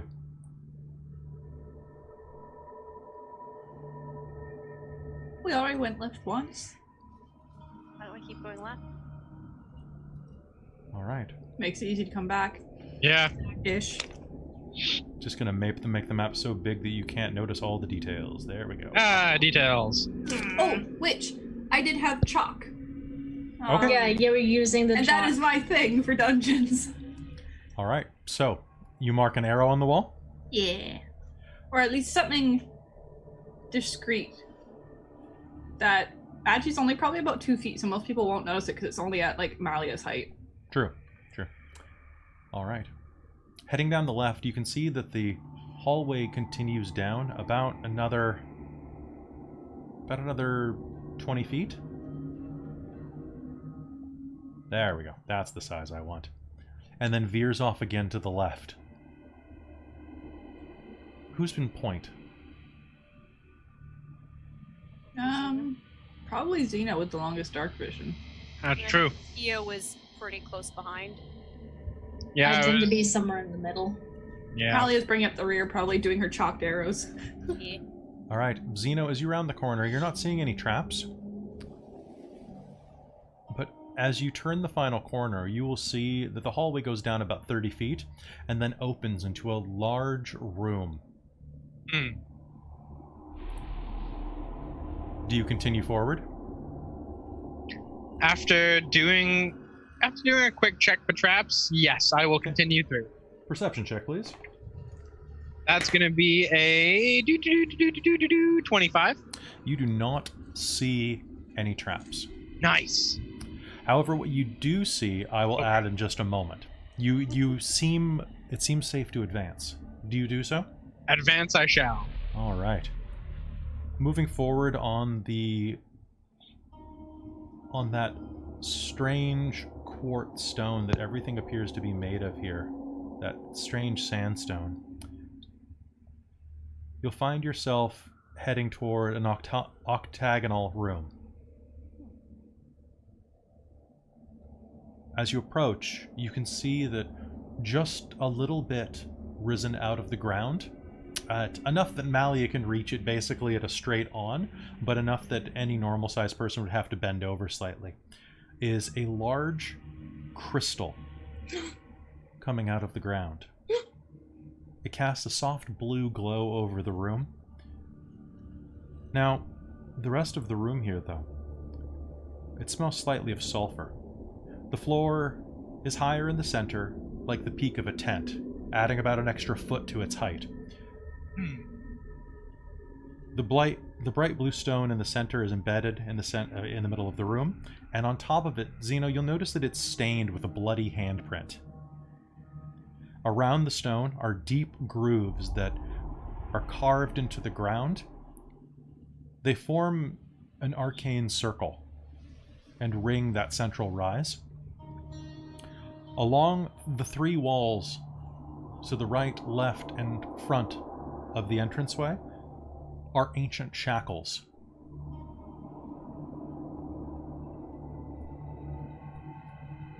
Manacles for arms and legs. So you said it was arcane symbols? That there's an arcane circle surrounding the center podium with the large blue crystal. Anybody who wants to, they can make me an Arcana roll. That's exactly what I was getting at. I'll try, because I have a little bit of Arcana, which is weird. Go ahead. Hey, I have 13. 26. I have 20, 16, and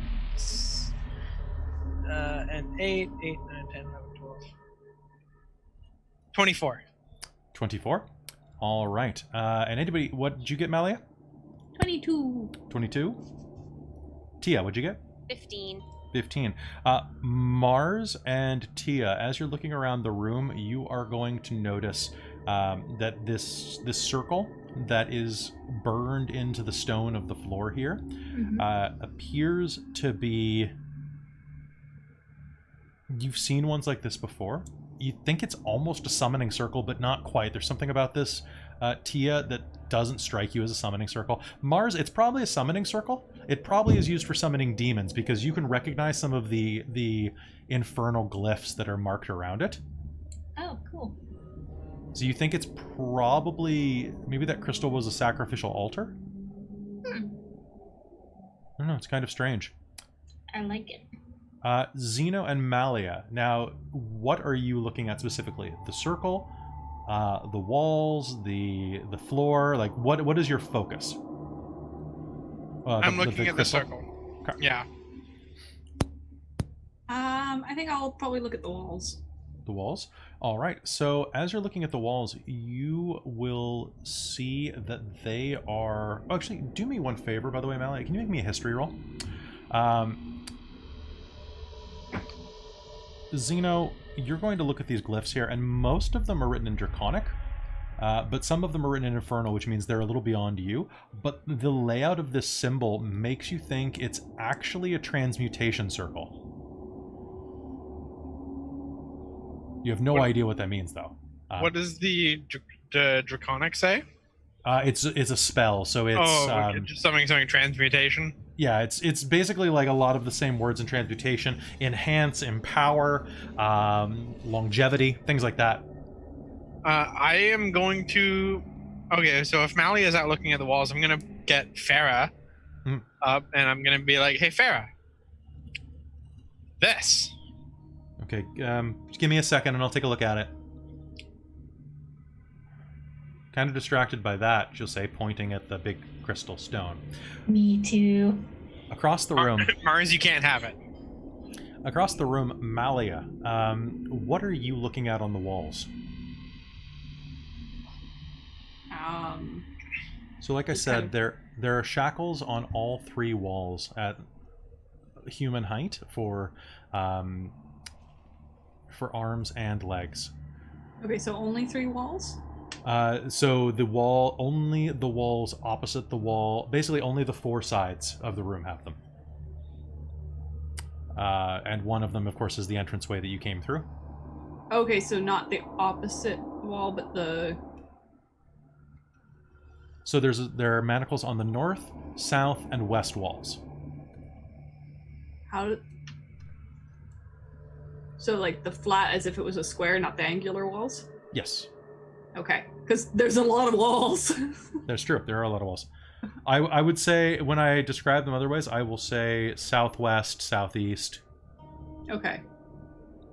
There we go. Make it a little smaller for you. As you're looking, you can see that it appears these manacles look like they're made of adamantine. Incredibly durable, incredibly resistant to struggling or breaking through. And as you glance around, you will see that the walls are made of the same smoky quartz as the rest of this floor, but there are deep gouge marks near some of them, in the length of fingernails. And I'm about to sneeze.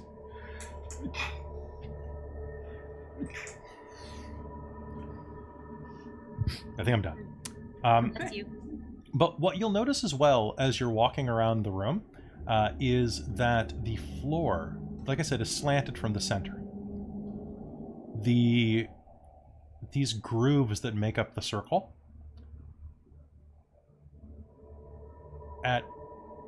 are you at which side of the room are you at? Of southwest or north? Probably south. You'll notice at the four corners of the room there are places where the circle has a hole, as in like the little ditch that has been dug to form the circle. It looks like there's a drainage hole at each of the four corners. A small one, but it's burrowed directly into the stone.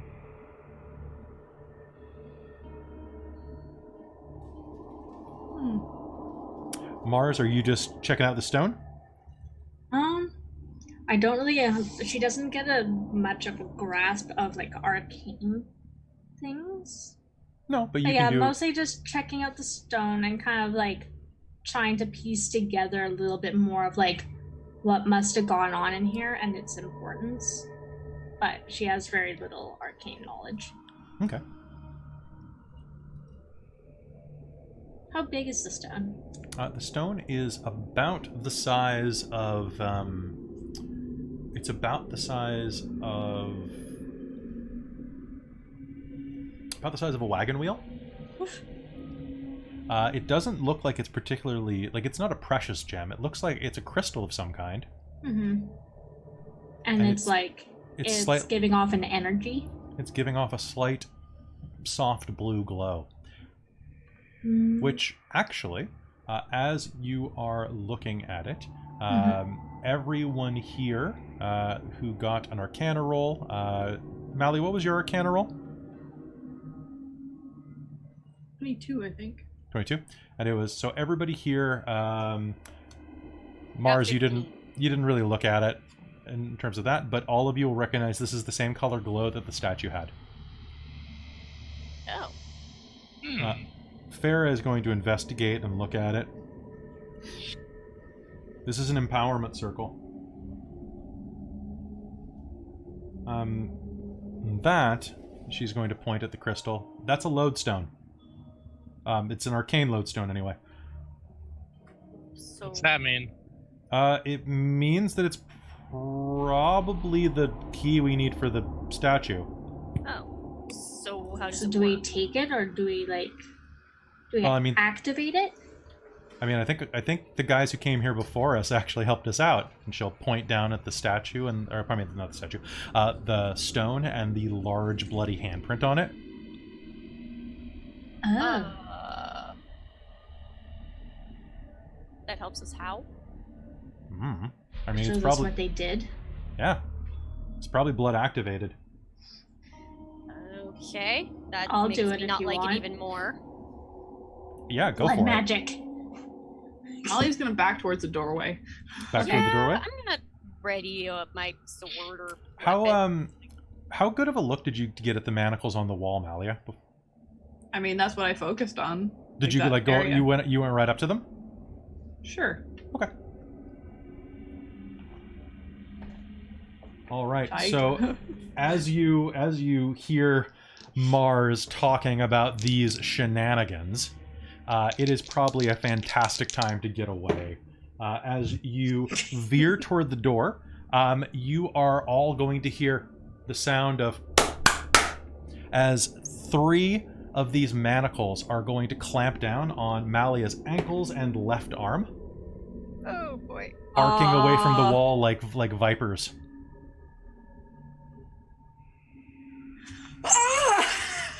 Spooky. Okay. All right. So Malia, you can make me an attack roll with disadvantage against these Okay then. because it's hard because you're being grabbed. So what, they Well, lunged that out of the wall? They lunged out of the wall like snakes when she turned her back to them. Hmm.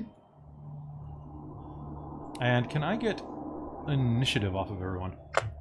Sure. Oh Sounds god, great. that was Farah's 1. 7. 6. My lovely green marbled dice have turned against me tonight. 13. Okay, and Xena? I got an unnatural 20 and the snakes got 4. How long are the snakes around for? 1 hour. Oh, yeah, there you go. So the snakes are hovering around. The snakes got a 4. The snakes got a 4. Hey, something got worse than I did. Same thing they got last time? Yes. Yeah.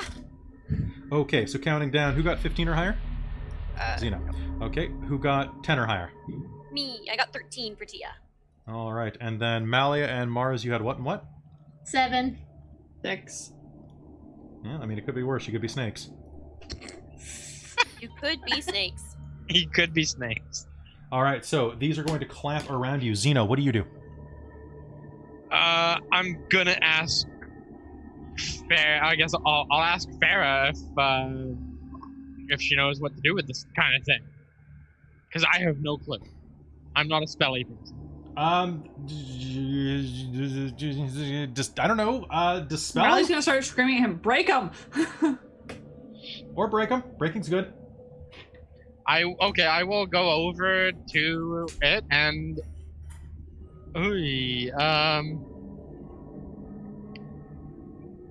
try to break it with my sword. All right, go ahead. I just threw my d20 somewhere. That is, I mean, generally you want to throw your dice, but yeah. Gonna be a nat 20. A nat 20, that's fantastic. Go ahead Dang. and roll me damage. All right, so that's gonna be, I guess just 1d6 flat. Do I add anything to a sword attack? You add your strength or dex. Is it what type of sword is it? A rapier? Or No, sword? it's a short sword. Short sword? So that would be strength, not because it's not finesse. I don't. All right, so you are just going to add 1d6 because adamantine is immune to criticals. Oh, Okay. heck. So that's gonna be 5. 5, and that's plus your strength? Or Yeah, dex? that is strength. All right. You are going to hack at one of the bits of chain, and it is going to... Your sword is going to bite into the metal, but not nearly as deeply as you'd hoped. Oh no, short swords are finesse. Oh, are they? Yeah. Short swords, yep. They're 1d6, so you can apply either your dex modifier or your strength modifier. Oh, okay. Whatever is better. So that'll be 7 damage then. 7 damage? All right. Now you get multiple attacks with a sword, right? You get 2 attacks per round. Oh yeah, I do. Okay. Yeah. So the next one is going to be 15, 14. Or that's definitely 14. a hit. Yep. Okay. Okay, just roll me damage. So that's going to be 9. 9. All right. So you are hacking at. So there are 4 of these shackles total. One of them is trying to reach out and grab Malia, but she's slightly out of its reach. One has grabbed her left arm, and she has one that has grabbed each of her legs. Which one are you attacking?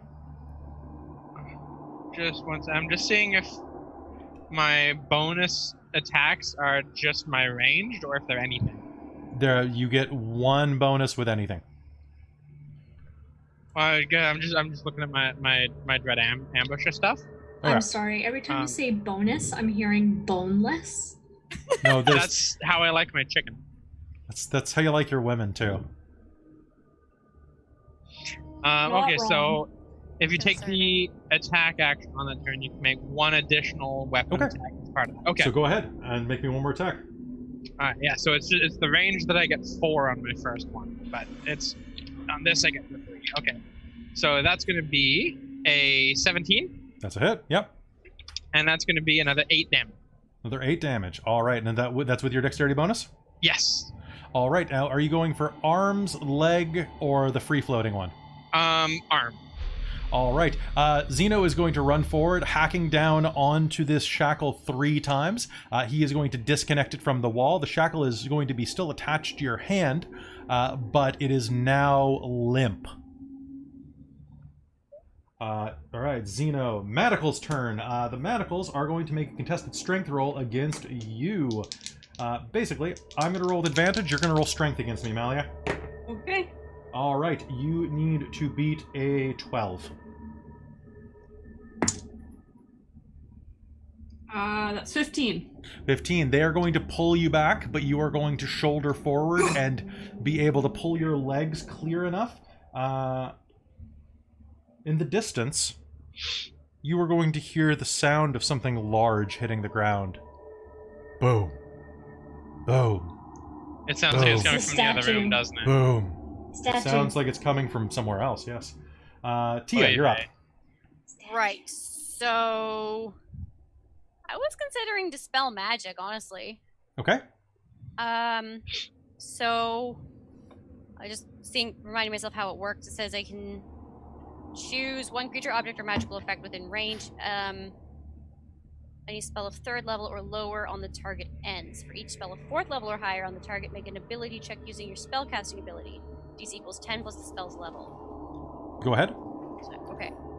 I can cast this at a higher level, at 4th slot or higher, automatically ending effect on a spell if the target spell level is equal or less than the level spell slot. Maybe. What are you going to do? What do you do? I guess I'll just cast it normally. Okay.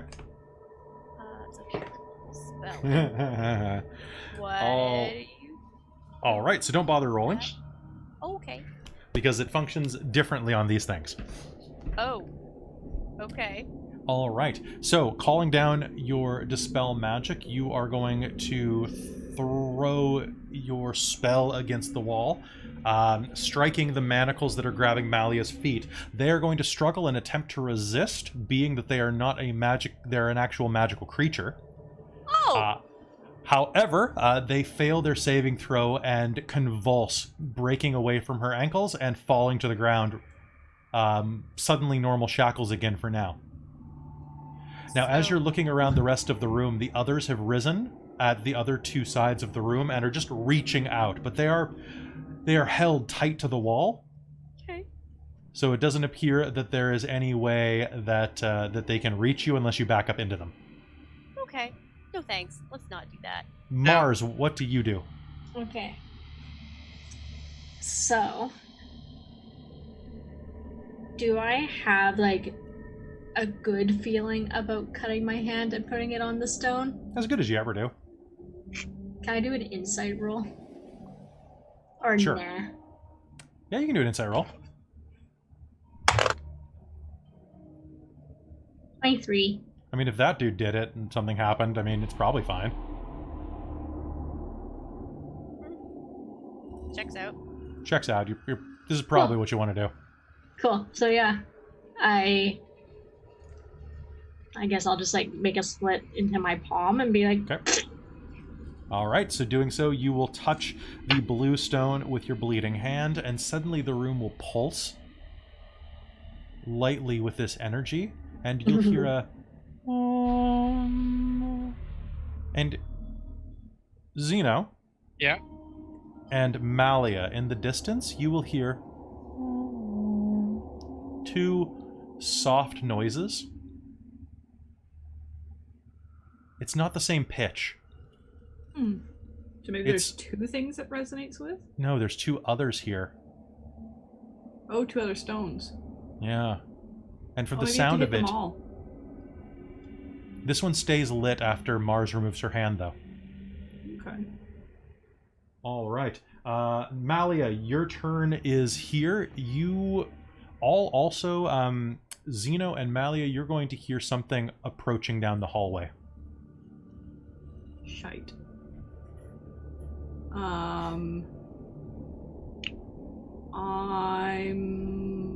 Is the thing on my arm still, like, moving? Nope. It's just about 3 feet worth of chain. Imagine if you could just like whip that. Sure, you can pull it off. Okay, I don't want it to come back to life on me. Nope. Are you just going to toss it to the ground? You have about 3 feet of adamantine chain on your hand.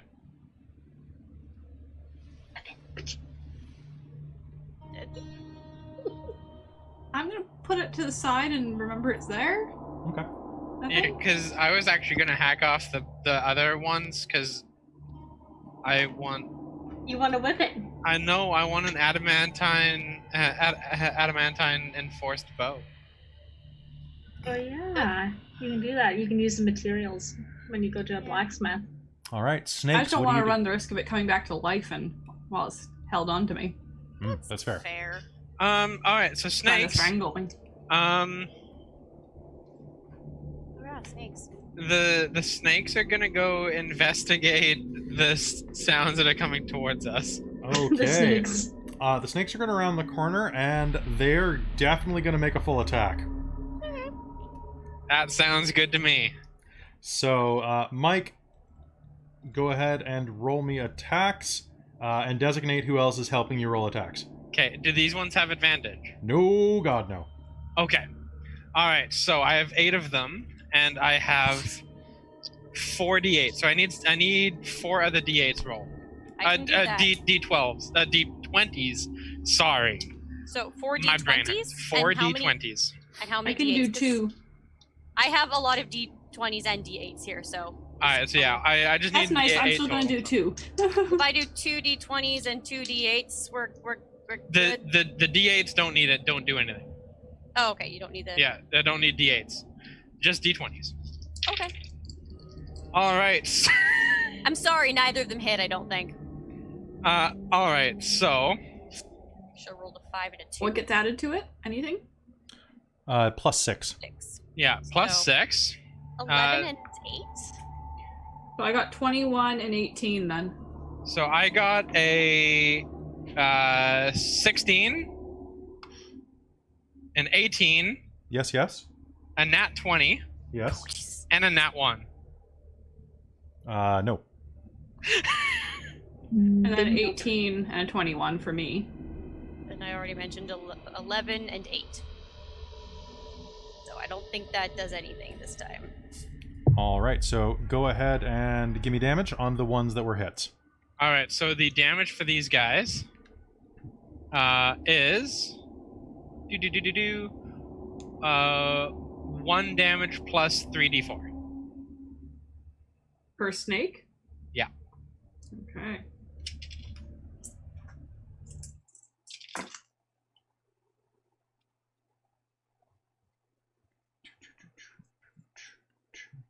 Eight.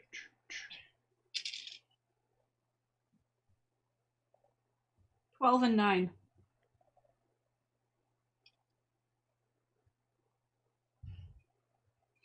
Eight, 7.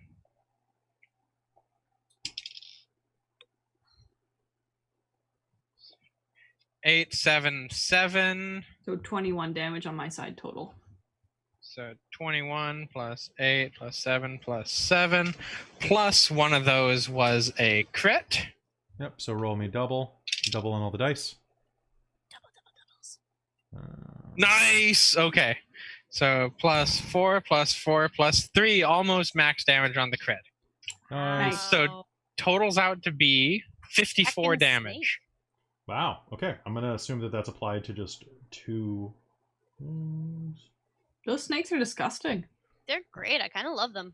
All right, so those snakes surge forward, and you can hear the sound of hissing and striking.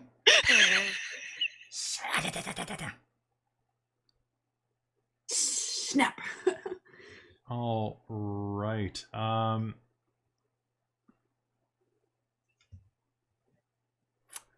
Farah got a 1 on her initiative, so she's going to look around and say, What's going on? The snakes found something to attack. Huh. Probably that big sound that's coming towards us. Uh-oh. Yep, that thing. We should probably take care of it. Okay. She is going to cast Wall of Fire across the doorway. Fair.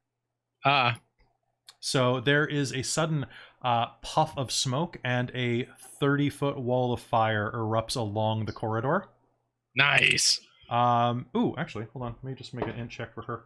Oh, nope. She just put it wideways. She could have been smart and put it down the hall. But that would have roasted your snakes, so... That's true. It would have. So, giant wall of fire is blocking the door. Amy, Yeah. can you look up the damage for that real quick? Because my PHB is out of reach. Okay. Wall And- of fire, you said? Wall of fear. Yeah. Fire. Fire! Do-do-do-do-do-do-do-do-do. No, that's wall of stone. That's No, that does something different. here it is. Okay, it is. Ooh, they need to do a dexterity saving throw. Okay, and so it's Dex and On a failed save, it takes 5d6, right? yeah, it's 5d8. Yeah, 5d8. 5d8. Alright, cool. I just need to jot that down real quick. Alright, Oh, so... also, on one side of the wall selected by you, when you cast the spell, deals 5d8 fire damage on each creature that ends its turn within 10 feet of that side or inside the wall. it is on the side that is not facing us. Good, good. So if that thing stops within 10 feet of it, it ends its turn. Alright, so... Zeno, what do you do? Right, so there's a wall of fire between us and this, Yes. Yes. basically. Well, I mean, I can't really shoot through that. Shoot through fire? Yeah, you can. Yeah? I guess I get flame arrows. Yeah. No, I mean, your Also- arrows just catch fire, but yeah. Alright, You're really reaching for this. Would it actually? Okay.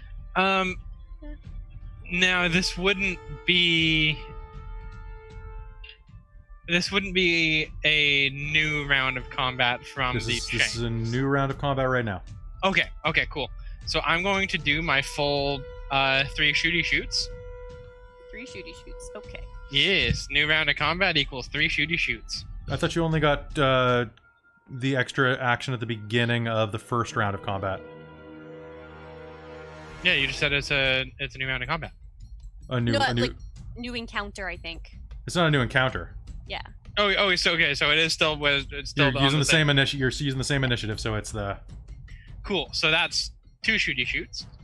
2 shooty shoots with And what are you firing at? Oh, I don't think we can see it yet. It's behind the corner. well, we can't see it yet. Nope. Nope. Oh, okay. I'm gonna ready 2 shooty shoots. Okay, that's a good idea. Here, I've done the best thing I can do. Yeah, I'm gonna ready 2 shooty shoots with some good arrows. I've created a wall of fire using the F. F in the chat.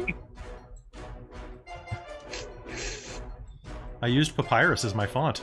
Of course you did. Oh Yeah. my god. Actually, I'm going to change it to Comic Sans because you can actually read Comic Sans.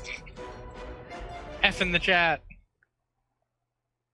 I'm going to use F- Cast For Earlier. respect.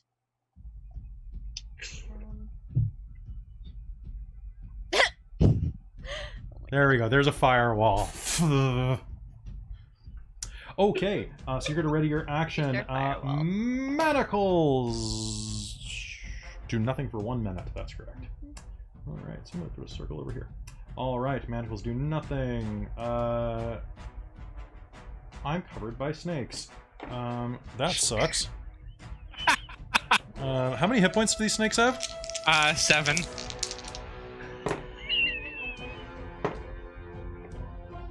Oh no.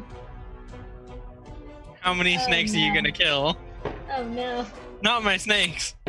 Oh no. 4 of your snakes are dead. Oh. Yep. Yeah, they definitely are. 'Cause my average damage is higher than their hit points. I mean, that's to be expected. Oh, Michael in the chat is upset. Michael, I'm using Castellar right now. It's slightly classier. All right.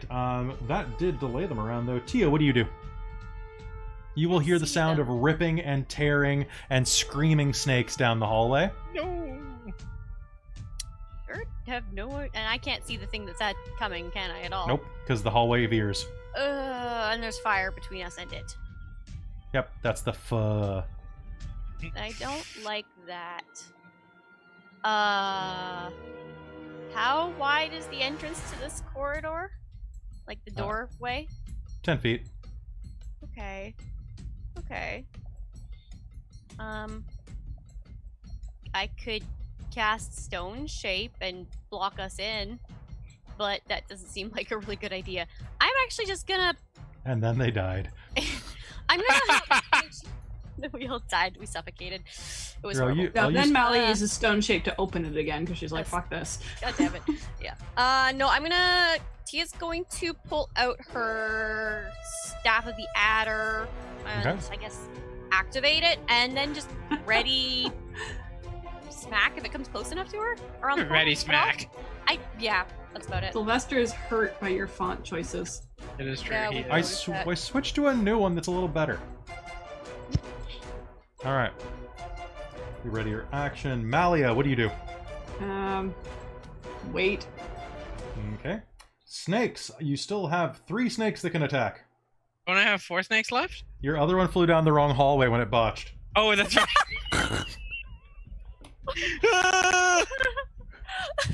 So it's out of combat this turn. It might come back next turn. All right, so they're gonna go. Very funny.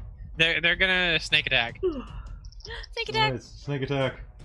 All right, so I'm assuming these are all attacking the same target. yes. Yep, there's only one target. They're... All right, go ahead and give me your attack. All right, so one of those is a 10. 10 is a miss. One of them is a 17, 17 is a hit. and the other one is an 18. All right, so that is 2 hits. All right, calculator time. So 2 plus 3 plus 2 Question. Mm-hmm. plus. That golden mushroom that Sylvester gave me, Yes. which gave a short rest, does that mean it's a short rest so I can, like, do the normal short rest things Yes, in? it immediately works as a short rest without taking time. I want to eat that Okay. and use hit dice.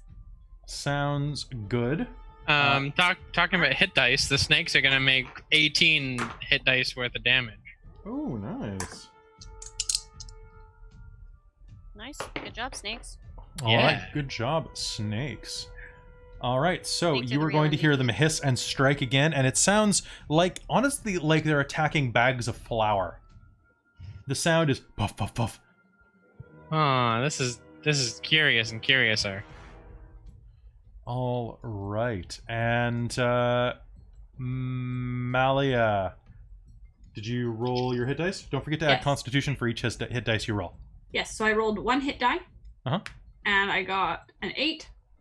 So I end up with 13 back. And what's your Constitution score? Oh, sorry, no, I end up with 12 back. 12. Yeah. What's your Constitution score? So it's plus 4? Yeah. All right, cool. You are going to also, you're going to munch on the mushroom and suddenly feel refreshed. As well, the room is going to start spinning slightly, Oh no. and you are going to all hear this strange noise behind you that goes, woo, woo, woo, woo, woo. Malia, you have Enlarge Person cast upon yourself. You are about 8 feet tall. Oh my god. All of your, huge! yep, all of your armor and weapon I'm a scales. giant! All right. Do dwarves were never meant to be this large. No, He's bad things so happen. happy. This is like the happiest I've ever seen Malia. You know what? I'm gonna give you this one. Farrah's gonna take a look at you and say, "Have fun," and I'm gonna cast haste on you. Choose your fighter. Is that a concentration? Because that's a concentration, so Is it concentration? Is Wall of Fire Hey. concentration? ye should be. Is it? I'll double check. What do you know? Double check. Sorry, one sec. I will double check. Wall of Fire concentration up to 1 minute. Damn. So if Oh. she has but I mean, hey, if she pulls it down, then Valia can go forth and crush. Malia smash! Valia smash. I'll hold out on that for a second, okay? Does enlarged person give me any bonuses? Yes, look it up. You get all the bonuses of enlarged person. Is it the same as the enlarged person potion? It's the same as the spell enlarged person. 'Cause I Spell. think What you level of spell is said- that? Here, Roughly? I believe it's level 2. Doubling height and multiplying its weight by 8. Target gains plus to enlarge, 2. reduce? Yeah. Okay. Yeah, target gains plus 2 size bonus to strength, minus 2 penalty to dex. Yep. And you'll have advantage on any strength rolls involving lifting. And your weapons do an additional 1d4 extra damage. Yep. Sweet. Yep. All right. So in that case, she's not going to do that to you. We are at the top of the initiative again with Zeno. I mean, if I still can't see it, then there's not too much I can really do. You can hold this action as well. Yeah. All right, and that is So that way, I just have one action held at a time, right? sounds good. All right, so you are going to be able to take your action at this point, though, because as you are held and pointed at the door, you are going to see. You're going to see, rounding the corner, a skeletal humanoid figure wrapped in linen, wearing priestly vestments on its shoulder like a mantle. In its hand, it carries a long, curved greatsword, and as it screams with its open, desiccated, bony mouth, you can see hundreds of scarabs writhing inside of its innards. Nope. Ew. So it rounds the corner and yells at you as a snake dangling off of its hip. Nope. Shooty shoot time. Okay. Do it.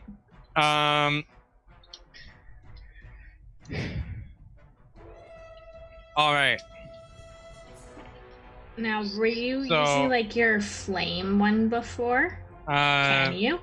No, I'm using explosive shooty shoot. Boom. Yeah. Yeah, I'm using boomsticks. Alright. So those are a 10-foot radius, a 10-foot area of effect. So I'm gonna yell at my snakes to get out of the way.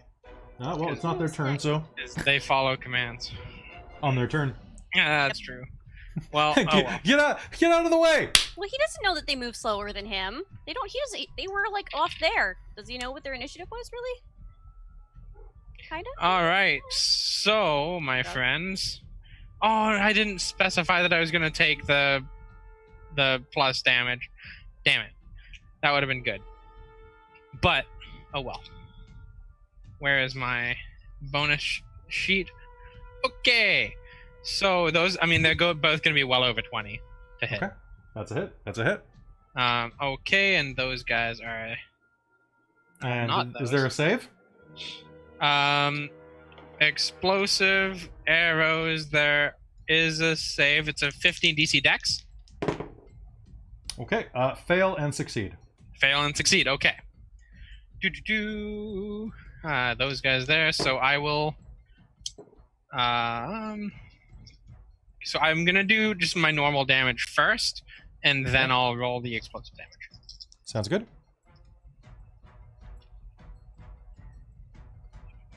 Calculator.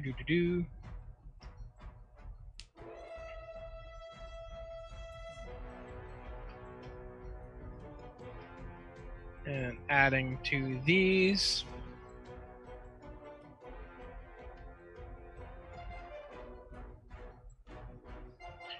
6 plus 6. Alright, so that's 32 normal damage. 32 normal damage. Okay. Yep. And then the explosives are 2d10s. Okay. Now, do the explosives count as fire damage? I don't. I feel like they- I believe they do. Just roll. Okay, just roll. Okay, 2. Alright, so first one is going to be 17 damage. Okay. And then the half is going to be 15 divided by 2 Okay, is... so 15. Okay. Got you. Yeah, and that 15 is halved, because that was the save. Hmm. So, there's that, and that, so it's gonna be... All right, so you are going to fire an arrow down into this thing's gullet, and a second one quickly follows. The first one explodes inside of him, and it is going to take the majority of this creature out with it. The next arrow is going to go off as well, and you are going to hear more than see the sound of this creature exploding into dust, but you'll also hear around the corner an roar, roar, as something else takes the brunt of the explosion. And now that you have acted, 3 more of these things are going to round the corner and charge, one of which you did wing with that first shot.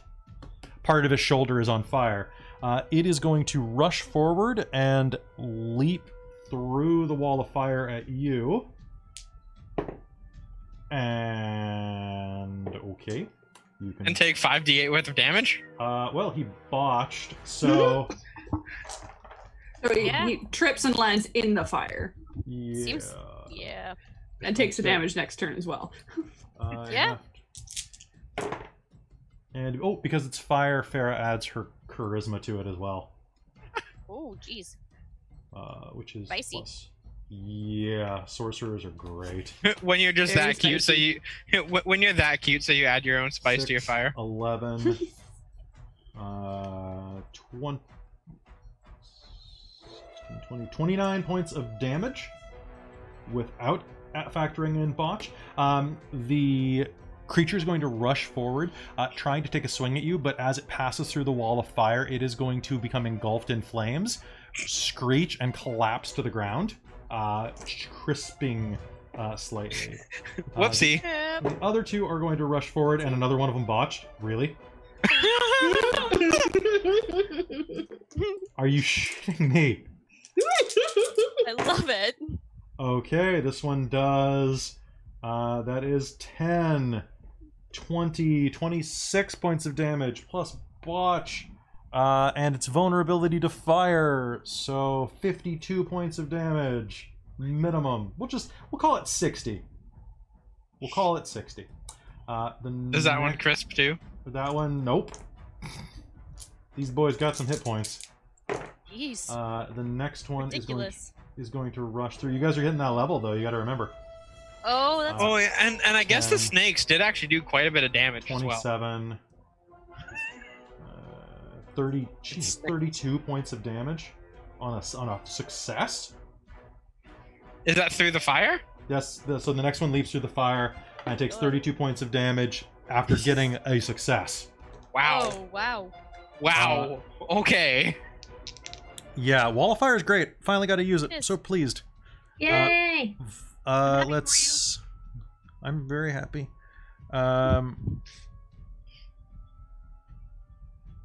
All right. They are going to rush forward and attempt to strike Zeno since he's in the front. Zeno, that is going to be does a 16 hit? Oh, yes. Okay, so a 20 definitely hits. Yeah. And the next 2 do not, however. So that is going to be 2d6. Yeah, my AC is 16. Okay. So that is 10. That is going to be the one that caught fire the most is going to leap forward, wielding its ceremonial greatsword, is going to bring it across your chest in 2 wide arcs, dealing 18 points of damage to you, slashing. And I need you to make me a saving throw. Constitution, please. That is not a very good like thing. that. That's a 15. 15? All right. You are going to feel your skin sting, but you will manage to glance out of the way before whatever is coating those blades goes into you. Ooh. I will shout out that the blades are poisoned. All right. And As that happens. Tia, you are up. Oh god, okay, so I've got my Staff of the Adder out. How far am I from them? Is there- You are about 15 feet from them. Right. These don't seem like they might be vulnerable to cold, maybe? You think I could freeze them? Is that a I thing? mean, you can always try. Because I've got that Elixir of Mint, which does like 8d6 in a 15-foot cone of ice damage, so if there's a way I can target them and hit them... You could use that now. You could also save it for fighting a fire elemental. That's true, I could. Yeah. I could also have, And- like, hail magic then, but... That's true. I suppose I can't do, like, a roll to see, like, if I know anything about these things. Kind of dead. It's probably not my pick. Probably not. I will say Probably they're not. wrapped in linen. Flammable. They're probably very Yeah. flammable. I don't really have any fire things. Blight probably won't help me, will it? Probably. I mean, blight hurts. Blight messes everything up. It is necrotic damage, though. It has no effect on undead or constructs. These things seem kind of undeady. Just Yep, on you'd think assumption. so. Yeah, just on assumption here. Oh god, what did I use? Sorry, I was ready to do things. Do they have anything metallic on them? They're swords. And they are wearing jeweled vestments.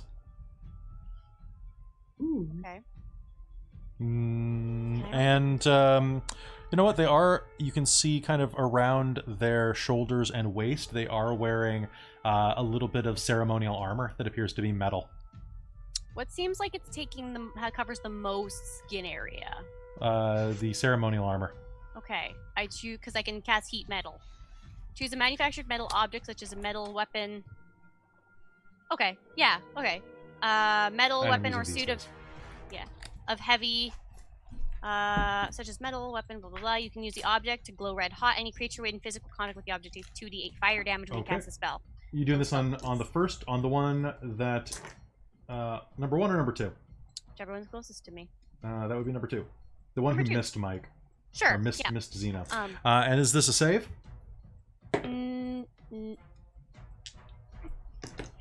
If it is holding or wearing the object and takes the damage from it, the creature must succeed a Constitution saving throw to or drop this object if it can. If it doesn't drop the object, it has disadvantage on attack rolls and ability checks until Cool. the start of my next turn. All So right, it so does if not have a save for the damage. It's just 2d8 Okay. fire All damage. right, go ahead.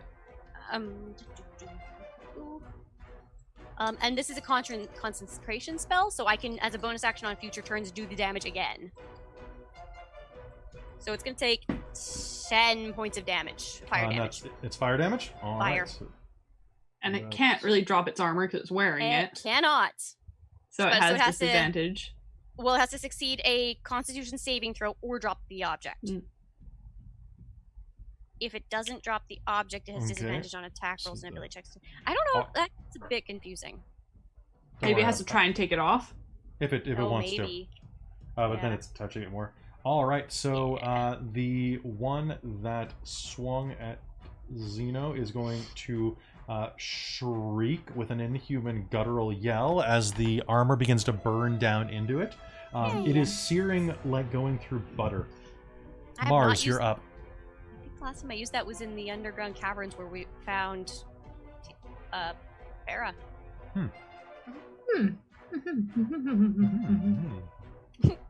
I've got one mustache hair that's sticking up into my view, and it's killing me. Oh no. I hate it when you get the one mustache hair and it sticks up into your nose and tickles the inside of your nose. Oh yeah, that's the worst. Oh, Roughly how tall are these guys? They are human height. oh About I was imagining they were like big. No, I mean, you'd think so from that noise, but then again, it might have been something falling to the floor that they were inside of. That's true. That's true. Oh snap! I can cast this at higher levels. Well, I didn't. So. good to know. All right, so Mars, there are 2 of them left. One of them is screaming and writhing from the hot iron of that is being pressed down on it by its armor. And are there any hanging bits of the material, the wraps? Yeah, there are quite a few bits of hanging wrap, and as you're looking at it, you can see that their insides and the gaps between the linen are full of squirming beetles. You. Okay, because what I would like to try is maybe, and if anyone wants to help assist, is grab them by the wraps and like hurl them into one of the walls with the snapping things, the shackles. I think that could be fun. Can I try? Yeah, you absolutely can try. Go ahead, and this is going to be a so it's going to be a contested grapple, basically, to throw them. And I also want to use my inspiration. I mean, obviously. That sounds fair. Okay, so what should I add to that? Sorry? Okay, so what you should do is for grappling, just to make sure that I get this 100% instead of bullshitting it like I do sometimes. That's fair. So, especially if this works. all right. This works, it'll be hilarious. Yeah. And I also sent you a message, Kelly. Did you? Yeah. Oh, in the chat? The Zoom chat. Okay, hold on. That's gonna pop up on the screen. Whoop. Whoop. No, just inform me. Okay. And I will inform you of all of the awful. Okay, so what you are going to do is you are... I just ended up pulling out the mustache hair. So you're going to make me an athletics check contested against mine. Okay. And that's where I want to use the inspiration? Yes, it is. So let's go for this. Are you... Which, 20. It was close to being a 20. It was an 18. All right, so that is a success. So I'm gonna say that you're gonna attack number 1, Okay. the one that hit Mike, that is on the higher side here. Yeah, because I was still like by the, because I did By the the crystal? hand thing, so I was kind of further back, I suppose. All right, so you're going to be able to grab it and hurl it toward the wall, in which case they have held actions. That is 2 successes on the manacles, so it is clamped at the hands and feet to the wall, and I'm going to consider this one temporarily out of service. Malia, giant Malia, what do you do? There's one in front of you, and one chained to the wall across the room from you. That you could just like punch through the wall. How hurt are they looking? Rather, but as you were looking at it, you were seeing that the scarabs squirming around in their guts appear to be knitting the linens back together. Ew. Okay. I guess whichever is relatively close to me, I'm going to attack. So the I am one... going to... Sorry? Yeah, go ahead. Well, what were you going to say? I was going to say you can reach either of them really quickly. The one directly in front of you is the one by the crystal and Mike. I mean, Zeno. Okay. I'll just go for that one then. Okay. And what were you going to do? I'm going to spend my inspiration. All right. I'm going to hope for a good roll. Are you gonna Hulk smash it? Not after the last few bad rolls I've had. Do good. Believe in you. Do good, don't suck. Alright, well that was a 17. Because it sucks to That's suck. a hit. Yes. And I'm doing Divine Strike on this as well. so give me all of your damages differently, please. So give me the numbers like bludgeoning versus etc. Okay, I always do that. I know, I'm just letting you know.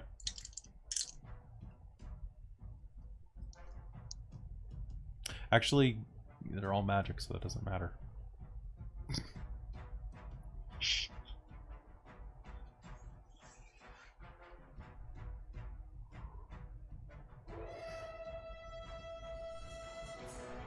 $17 normal damage and 6 thunder.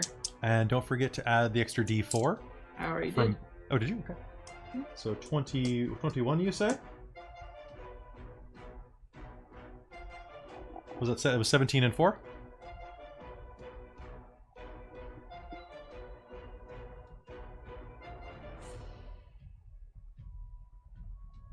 Trying to think what the hell I had now, because I said it in 2 separate numbers and you've combined them, and now I don't know. With the number 17 and 4? No, The first one was definitely 17. Yeah. no, it was a 6 thunder. Okay. Mhm. So 26. No. The 4 was 23. from making sure that the D4 had been added, which the answer was yes. Yeah. Okay. All right. So moving forward, you are going to hurl your hammer into it, right? Hitting it with your divine strike, which is going to do a significant amount of damage to it. That is actually going to finish that one off. Nice. All right. So stepping forward, you hurl the hammer forward. That is roughly the size of. A child? I mean, basically, it's a child on a stick. Yeah. So it is basically the size of, like, the hammerhead is the size of a sack of potatoes, or like a flour sack at a baker shop. The size of a man's torso slams into this creature, hurling it backwards through the firewall and into its doom. And the hammer will fly back to your hand, which makes the most satisfying noise as it finds its purchase in your palm again. The snake's turn. The snakes are on the other side of the fire. I am gonna tell the snakes to not go into the fire. Okay. How do you do that? Don't Do go you use towards the light. I'm just gonna shout at them to not go into the fire. To stay like at least 10 feet, more than 10 feet back. So they don't Stay around the corner. Yeah. Oy. All doing well. right. So, Yeah, still 3 of them left. Yeah. okay. So, can you move a wall of fire? No, I don't think I do not. No, think it's so. stuck once it's stuck. Okay. Yeah. All right. So, Farah is just gonna. It's against the wall, so why not? She's gonna shoot it with her crossbow. Yeah. And she hits it with her crossbow for like 4 damage. Plink. Ass. I love Farrah. She's so sassy. All right. New round. Zeno, you're up, and there is one more of these things that is groaning and trying to struggle with the adamantine bonds that are holding it against the wall. Do I get advantage for shoot against it? It is considered grappled by these, so everybody gets advantage against these things. Nice. So I'm gonna shoot it. Okay. I'm gonna shoot it twice. I assumed. Does anybody just want to do an all-out attack? Have you been playing Oh, Persona no recently? shit. Persona all-out attack. Ah! Does everybody just want to all-out attack the chained monster? Kind of. I mean, I'm Kinda. huge. Down, Of course right? I want to. All right, everybody roll a dice. Let's just do it that way. I just want to watch Malia punch am I the rolling? wall. Yeah, everybody roll a single attack roll. Oh, I rolled a 5. Oh, but with advantage. Oh, in that case. Do we add anything to it? I mean, it's an attack roll. Did you yeah. roll that 20? In that case, it's Yes!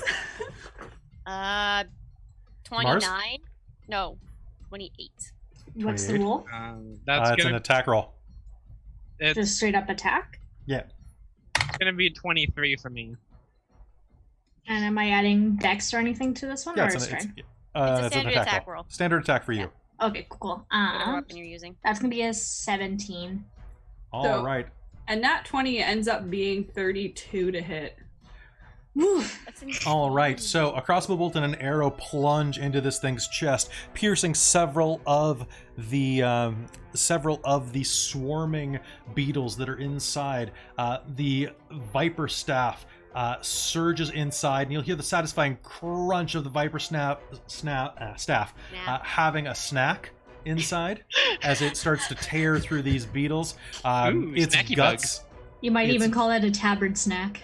Its guts are slashed to ribbons by your bard, by your rogue.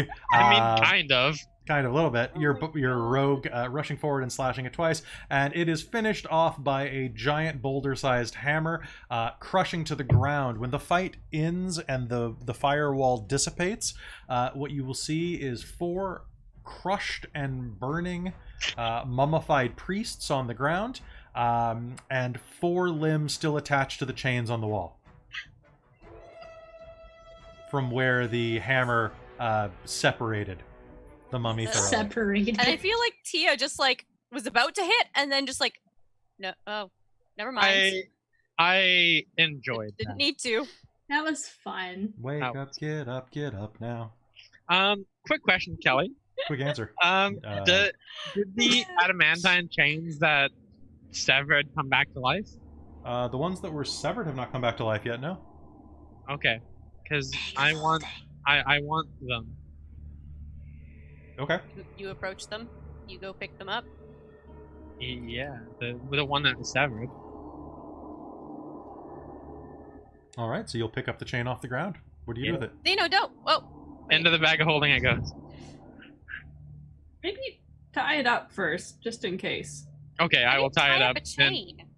You tie like, it on loop leather itself. through it and tie it tight so it can't like move and stretch Yeah, out. Jeez. and then I'm gonna throw it in the bag of holding. Okay. Just What- being paranoid. Might as Because well. you gotta. I It's honestly not don't think paranoid, it counts it's as that paranoia. stuff actually happens. That. It's experience. I was Not not. paranoia, it's experience. And I'll point out, none of us were expecting the chains to come alive. Can I cut off another one? Sure, you can totally. You just gonna take a minute to do it? Yeah, Okay, cool. You and then can- I'll just add it to the other one. Are you just cutting it off of the restraining bolt on the wall? Yeah. Okay. All right. You're killing it as well, right? You're not just releasing it. Yes. No, I want to. Are you just Actually- taking Zack it. Are you just taking off the restraining bolt? You have to think very clearly about what Kelly's asking you here. I would like to actually sever the chain. Okay, so you're gonna cut it in half. Yes. Okay. And this is just on the other one that is limp right now. The foot Yes. chains? Okay. Yes. So taking a moment, you can totally just... I'll allow you to coup de grace animated chains. Cool. Hey! Because What are rolling these for... things anyway? And then I'm gonna loop them all up into the bag of holding and go. As you're looking at them, anybody who wants to can make me an Arcana roll. Yes, please. I want to. Oh, Farrah gets a 20. The heck? 14. 20. Unnatural. Natural. Is it Unnatural. Arcana? Yeah. 16. So these are animated constructs called animated chains. You haven't seen these before, but there is a very similar thing that some of you encountered in the mansion where you fought Dendara. You fought an animated suit of armor, if I'm not mistaken. Oh, Yes, we did. Mhm. I totally forgot about that. Yep. So animated suits of armor and flying swords, for example, Oh no. function the same way. They're constructs that are given life. And animated friend them. objects are basically they exist until they are damaged to the point where they become permanently useless. Cool. So some things like that are animated armors, flying swords, or rugs of smothering are other traditional fun So- things. With that, could that actually be like melted down? Yep. It just So becomes junk once you kill it.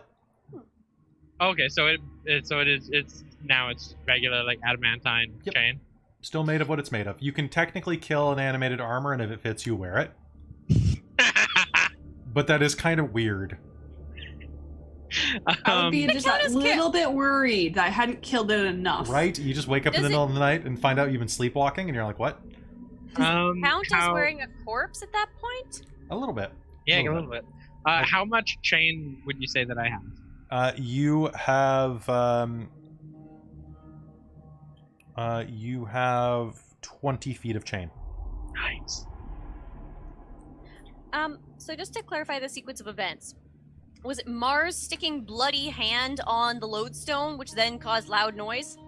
Or No, was it the noise something came once the before? manacles attacked. Yeah. Okay. And do we? No, there was that other like humming kind of sound. Yeah, there were the two Yeah. other sounds. It sounded like maybe there were 2 other stones or something. So we don't actually know what No. caused the things to come after us, other than that we were in this room. Maybe. No. Okay, cool. Cool beans. Good to know. I mean, they look like priests. Come to sacrifice us. Yeah, I think So- so, actually, Zeno. Well, Farrah's going to point um, at the ground and say, that's sacrificial blood grooves. Oh, And you had a sacrifice on the wall. I don't like That is true. And then we So if they sacrificed it. hadn't caught Malia, it wouldn't have told them there was a sacrifice. What? In And the then nothing sacrificial exciting would have. Then nothing exciting would have happened. Are you gonna take down the firewall yet? Oh, yeah, It sorry. dissipated. Thanks. Oh, yeah. It was already dissipated. Okay. The last remnants will vanish. Oh, yeah, sorry. Okay. Thank you. My snake will return to me. Let's leave here. How's everybody doing for stuff? Like, health-wise, spells-wise? Pretty Oh. okay. Yeah, I mean, Rest here if we wanted to. I'm hurt a bit. Because this would be a decent place to take a pause. It's only got 1 entrance. Yeah, it's true. Just stay away from those other. Can we just go around and like deal with those other chains? Can we not stay in the sacrificial chamber room? Yeah, there's that Okay. too. I don't really like that idea Sure. either. So let's just go. Up around the corner? Yeah, let's go. Cool. All right.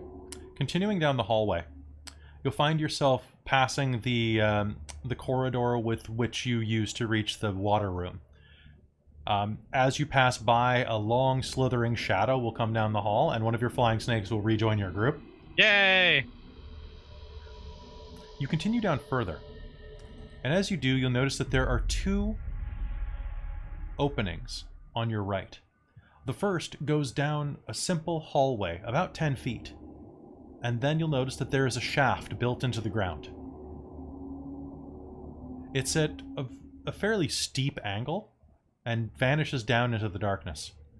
But, Zeno, if you lean in, you think you can see some things down at the bottom of that shaft.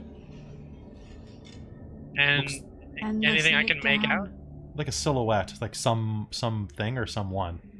I like what Malia said. I'm gonna send the snake down. Okay. Does the snake have dark vision?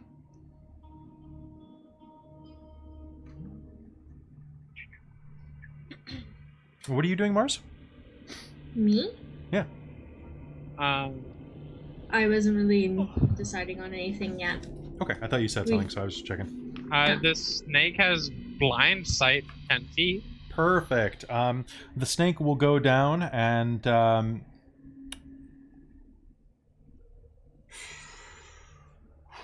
one sec. Like, I'm imagining that these hallways are almost identical to the one that we came down from. Oh no, Kelly. Oh, what is that face? That's not a good face. I don't It's like either it. something very good or very bad. Don't tread on me. Kill those it means. Okay, so one moment, please. Oh boy.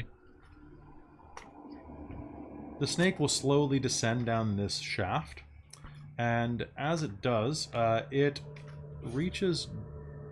Oh, weird. I need O. Where is O? There it is. Okay. You will hear the snake. And you can understand what it says when you summon them. Yeah. Okay, it does say that in the rules. Let me double check. I'm pretty sure it does. Sometimes they can just follow. Yeah, following commands and Orders? understanding its rule, or understanding you are not the same thing. And you might not be able to understand it either. These creatures obey some creatures friendly to your companions. They obey any verbal commands you issue to them. If you don't issue commands, they all defend themselves. That's what it says. All right. The snake will slither down the shaft, and you will see a bit of shadow move at the bottom of this shaft, about 100 feet down, and the snake no longer is part of your spell. Bye. Okay, let's not go down there. Do we want to leave it behind us? Whatever it is. Well, it's I mean, it's below. Can we Can you drop snip- fire down there? Just, just shoot some explosive arrows down there. Or okay. Yeah, I'm gonna do that. alternatively, we can cast molds, like, mold stone and just, like, cover it up. I will shoot an arrow down there. All right, so shooting an arrow down there. Your arrow will God. arc down for a moment, and I would like a perception roll from everyone who's leaning over the hole. Yeah, obviously. I mean, the entire part. 21. Was it 21? Hold on, let me see what this action is being. It's too bright, Tia. You find yourself just a little Yeah, dazed. it's a 9, but that's still really pathetic. Okay, so Unnatural 20. Malia? 28. Okay, so you guys did really well. Except for Tia and Farah, who were just like, we can't see over you guys. The giant Yeah. Malia. Because the giant Malia's dwarf is still blocking the view. ginormous. Yeah. It's only lasts a minute. I've probably shrunk back again. All right, Oh. fine. But it'd be more funny if you were still giant. Yeah, until you guys see, you're still Now giant. I'm bumping my head on the ceiling. Damn it, this has never been a consideration before. Actually, only down this shaft. The hallways are still about 50 feet tall. Okay. I thought there was a really low one. Was that just on the way in? That was just on the way in. Okay. Weird. All right. So looking down in the hole, there is a brief flash of light, and you are going to see this shaft is about 10 by 10 feet. But the creature that is down there looks like it's a being comprised of dozens upon dozens of rotting, desiccated, and yet still moist after generations corpses, molded together into a corpse mound golem? that writhes. Yes, actually, it's called a corpse mound. Can't see Ew. that. Ew. Oh. And as it Why? lights up, it's going to Don't like it. snarl with hundreds of voices That's disgusting. and begin crawling and clawing its way up to shoot at you. It's 100 See, I feet told away. you it could. Right. Hey, What's my speed? 1 second. Let me just check what my shape stone spell is. Oh, they don't lose my speed. Oh, yeah, there's 30 feet. Wow, you can move pretty quick for a giant pile of Stone corpses. shape. Okay, yeah. Instantaneous range touch. It just covers it. I can. Are you do just going that. to push it as far down the hole as you can? No, I'm straight up just doing stone shape, which is like just covering up the hole. It's Would- 5 feet in any dimension. It's a wall. Would you say, Malia? I want to cast Shatter down that. Well, if you want to do that first, go do it. Why do shatter? we- Because basically, I'm going like I'm gonna seal the hole. Or Why how Shatter? far away down is this? Does it look it is? Like how Fine. far? 95, 90, 85 feet, Like that's 80 feet, 75 feet, 70 Okay. feet. It's climbing.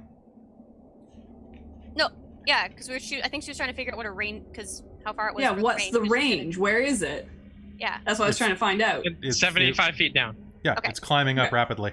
Okay, the moment I hit 60, I'm casting this. Okay. 70. Sure. What does it do? I am casting this at a 3rd level slot. It must make a con saving throw, please. Ooh, my good one. I don't like 20. that sound. Damn it. Okay, so Crap. half. Okay. Just real good.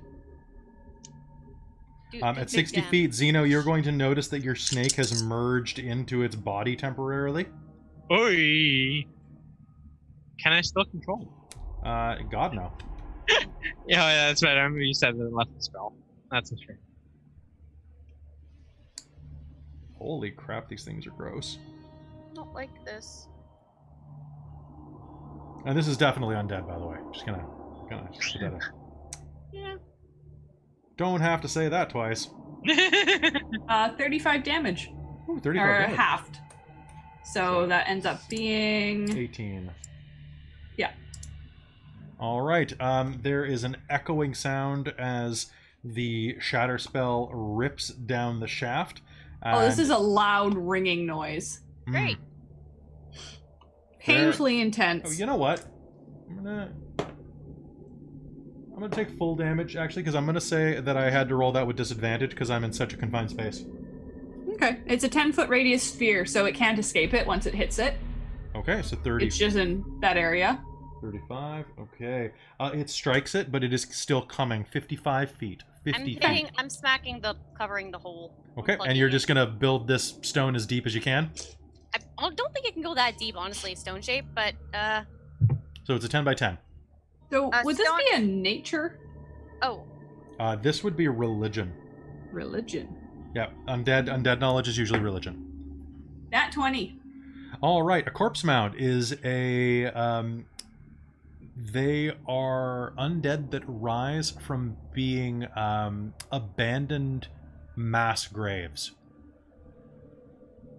So you are thinking probably slaves? The workers? Yeah. yikes. And what you know about pyramids, because pyramids aren't uncommon in Elos, usually pyramids have a shaft kind of like this for the workers to escape from when the building is complete and it's been sealed.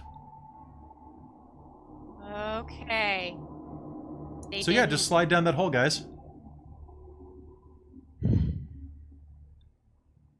Whee! Which helps if they unseal the other side first. Yeah, Yeah. that's horrifying. It is horrifying. That was one of the nicer things I had in this dungeon. All right. So how big does Stone Shape do? So I think I'd have to cast it. I might have to cast it twice. I was a little unclear because it says you can use it to create a door, and its its frame, and to seal the door shut. You could also shape it to a stone door or its frame to seal the door shut. So it's like you could make a stone section No more than 5 feet in any dimension. and form it into any shape that suits your purpose. So it wouldn't be 5 feet thick. Yeah. Touch be a thin. stone object. I could probably flatten it out, basically, but it wouldn't be 5 feet deep. It would be like No more than 5 feet in any dimension. So it's probably gonna be like 5 by 5 by 5. you touch a stone object or section of stone no more than 5 feet in any dimension. I have to take a thing that's that size and then I shape it. So if it's 5 feet, I can make it thinner but wider, I think is what I'm understanding. So I could make a door because that's not a full 5 feet thick. Well, you can make a door in it. You could cast it twice and seal this passage off with a 5-foot thick wall. Yeah, because otherwise it wouldn't be 5 foot thick. It would be taking a chunk of 5 foot by 5 foot stone that exists physically already, so like part of the wall maybe, and then All shaping right. it into the ground, I think, essentially, or thinning it out and making it lower. But I think you can't make it any bigger than 5 feet, though. that is, I don't think so. As long as the wall is less than 5 feet thick, you can make a, as long as less than 5 feet thick. Oh, that's to go through it. But basically, you have to remove a chunk of stone that is 5 feet That's by true, 5 yeah. feet. How it shapes after that seems to be completely up to you. Because that's the way you can turn it into like a door or like a. Yeah. All Which right. is Are usually you more than 5 feet casting this tall. twice? Yeah. Okay. I'm gonna cast it twice. So you are going to draw casting 2 spells. I need you to make me a quick initiative roll. Okie dokie. Oh, don't worry about it. You're not going to roll. I rolled a 2. There's a All chance I right. could roll a 1, but That's true. Go ahead. But you It's should have a fine. bonus, 12. don't you? so All right. It climbs up the yeah, it hole. would be 13. As you begin to seal half of the passageway shut, it climbs more and more, and as it reaches out, you will seal the stone with this corpse mound behind it, just in time for it to scrape its nails along the back of it. And then she's gonna kind of collapse backwards and sitting on the ground going, Based on my religion roll, do I know anything about how tough these are to fight or deal with? You got a nat 20? Yeah. They are very tough. Okay. They are as strong as a giant. They are tougher than you physically. Even just fighting them, they spawn zombies. Just falling off of them. Ew. so... Do we think it can smash through the stone? It's just like a thick chunk of stone. It's about 5 feet thick of stone. Yeah. It would take it some time. Okay, let's move. Let's just go. All right. Please, Let's thank you. continue on down the hallway to see what else we can find. Yeah. All right. As you move to the final room of this hallway, the small room contains 4 humble sarcophaguses with the lids toppled over. As you glance into the room, you can see that 2 of them are marked with symbols of celestial prayers to Amvila. Vela is a Peshian name. But the other 2 are marked with infernal prayers to Nu Rinur. These sarcophaguses likely once contained those priests. And you can see that there are bits of molted scarab beetles inside of all 4 of these sarcophagi. On the shelf nearby, you can see there are several books. As well, you can see that that's what you can see. That's what you can see. There are some books in here. This looks like a priest's burial chamber. Does that look like there's anything valuable in here? With a perception roll? You can go ahead and give me a perception roll, yeah? It's gonna be 19. All right, so you can see that there are 2 books of prayer on the shelf. One is bound with a bright white leather, and the other with a dark black leather. Both of them are, the white one is gilded along the edges, and the black one is silvered along the edges and pages. Cool. Malia, you don't even have to make a roll. You're going to immediately notice that the white one is a ceremonial book of Vela. It's a book of... Yep. So, picking it up, you can see that it is a prayer book. As you pull it off the shelf, you'll notice that the white leather of the cover is marred with a little bit of blood. And do you flip through it? Yeah. So it's written in a mix of common and celestial. Okay. I can read both. However, this Okay, one, is it? this book, you know how Bibles have family registries? Yes. This one has something similar to that, but it appears to be a list of names written in celestial. Some of them marked off. Priests? No. You can make me a religion roll. Sure.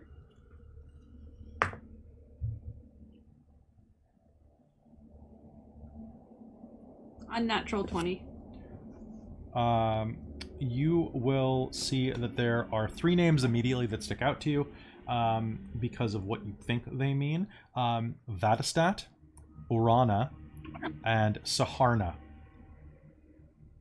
Those are 3 celestial beings. They're written about in certain tomes. They're basically names of angels. Okay. And there's another one written there that is marked off, and it is Toam Alphelia.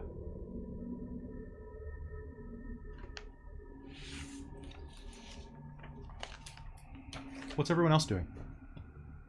Well, Malia seems to have the celestial books covered. Is I don't know. Was there anything that seems like it would draw her attention specifically? Yeah, it's like so far through this dungeon or pyramid, there's been both signs of celestial and infernal writings kind of side by side. Is there any more in here? Well, there is a black book on the shelf next to the one that Malia picked up. Oh, cool. Neat. I'll look at that one. Can I do like a... Sorry. Please. I was going to say if I could do a perception to see if there's anything else that would specifically draw Tia's attention. Probably not, but maybe. All right, go ahead. Okay. It's going to be a 16. Ugh. I'm just starting to feel the lull of night times. Yep. All right, so Mars, as you pick up the book, you can realize immediately, just looking through it, that it's written in Infernal. It appears to be a prayer book to Nirn. Ooh. Cool. And just like Malia, there is a codex of names at the front of it, several of which are marked off. They're names like Talazar, Rarikt, Sargalish, which is one of the ones that's marked off, Aragrat. Do the markings of the ones that have been like marked out seem like they were all done at the same time with the same pen, or is it different timelines? It's really hard to tell. Too hard? Okay. Yeah. Same ink color, at least. Okay. And the same penmanship. Can I compare the penmanship from this book to the other one? You absolutely can. They are different. They are very different. Mm-hmm. What about similarities? Can I do a check for that? Sure. You can make me an insight roll. Malia, have you shared your findings verbally? Ooh. No, I'm just flipping through it like intense, just like, ooh. A natural 20. I rolled an 18 plus 2. They seem like names. Looking at these things at the front of the book in Infernal, thinking back to the sacrificial chamber, maybe these are names of otherworldly beings that were summoned to do some type of ritual or were pacified by sacrifice. And then as easily as they were written in the book, they were also discarded. Maybe. And is it only like one page of these names and then there's more to follow? There's a single page of names. Okay. And then what else is in the book? Books of prayer, lore, and mythology. Ooh. It's basically a Bible and hymnal book. Ooh. Yours is far more pornographic than Malia's, although Nice. less more than you'd expect. Dang. That can be fixed. There are a lot of pictures of nudity in both of the books. Most of it tasteful. Yeah, Well, because some it's of it like, taste- well, I mean, it's if like- it's like a Bible, it's like it's tasteful, biblical, nudie. Yeah, right. Like Movies. with a fig leaf. Yeah, there you Yeah. go. All right. And with that, and the sound of something, well, the corpse mound hammering at the underside of that block. Tia, what did you get on your roll? I got a 16. A 16. Looking down into the crypts, you'll notice that 3 of them are identical, but one last one is slightly different, and inside you will find that there is a very, very sharp ceremonial dagger that still has a tiny bit of dried blood on its rune-carved blade. Ancient, like it's powdered. Interesting.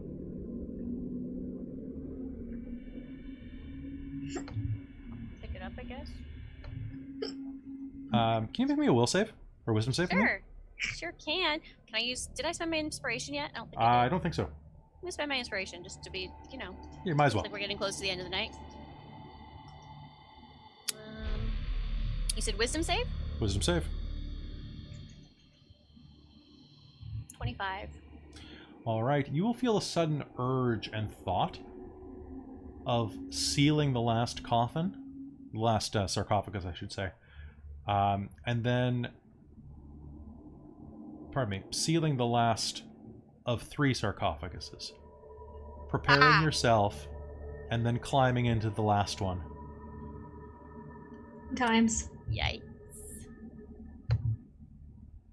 You also Alright. have a sudden flash of your vestments as you're climbing in, feeling yourself in the body of the last mummified priest. That's And you'll notice that the vestments that were burned and charred in the other room were actually bejeweled. oh. You could probably go back and still salvage them. They were definitely hard to see. It looks like they were both studded with black jet gems. Right. Yeah. Sure. Why not? Okay. Hey, Mars, do you want to help me go loot the bodies from gems? Apparently, Yeah. the vestments were all gemmed and sparkled with like jet stones. Yes. All right. Also, The don't three touch of the us. stone, or don't touch this dagger or this blade. Like, you just I'm just gonna put it back and just don't touch that. It'll make you want to kill yourself. Oh. Alright. Okay. Let's go loot some stuff. Let's Yeah. get out of the creepy corpse hallway. It's true. Yeah, that too. I think this is basically just like the creepy corpse like triangle in general. Yeah. I do feel like this entire pyramid is creepy corpse pyramid. There's a giant Yay. creepy corpse. There's a giant creepy corpse ball down there. Creepy corpse ball is my least favorite sport. You're gonna have to walk past that to get back to the jewels. Hey, that's fine. Yeah, You know, Jules. we have to go past there to leave. I'm pretty sure anyway. Jules. Let's go get some jewels. So at least let's get some loot to make this feel a Alright. little more worth it. Yeah. Woo! Hey, no, Scuttling. this is totally worth it, guys. It's All right, good. you can still hear the sound of the creature banging on the inside of your stone shape. As you make it back, you can check through the bodies of those priests, the priest mummies. Yeah. And as you do, each of them has a greatsword. So if anybody wants to take a ceremonial greatsword, it functions as per normal greatsword. But I'll take one. Sure, go ahead. It's a greatsword. It's a big curved greatsword. Do great swords require Martial weapon proficiency. special? I didn't say I was gonna use it. I just realized But it might be Tina's got value. her strength bonus now, but if it's just a standard one, if it's not a plus to anything, it might probably isn't worth it. No, they're really basic. The bodies are dressed in linen wraps that have been mostly burned away. The scarabs crystallized inside by the heat.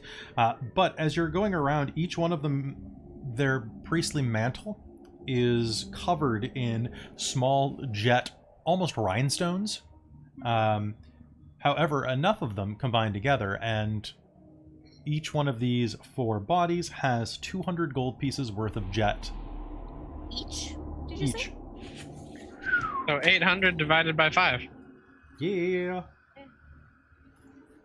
So that's what, like 100, 160. 160 each? 160 each. Uh, Worth of jet stones, basically. Does the greatsword look like it's worth anything?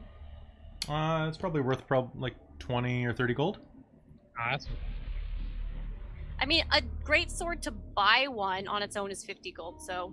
Yeah. I mean, I'll probably just snag one so I don't have to spend 50 gold. Sure, Plus, it's 2d6. That's not bad.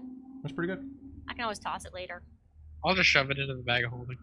All right, so which way are we headed now? South or east? You know, I have a good feeling about south. So, South. Okay. So that's the direct opposite of the way we came in from the top.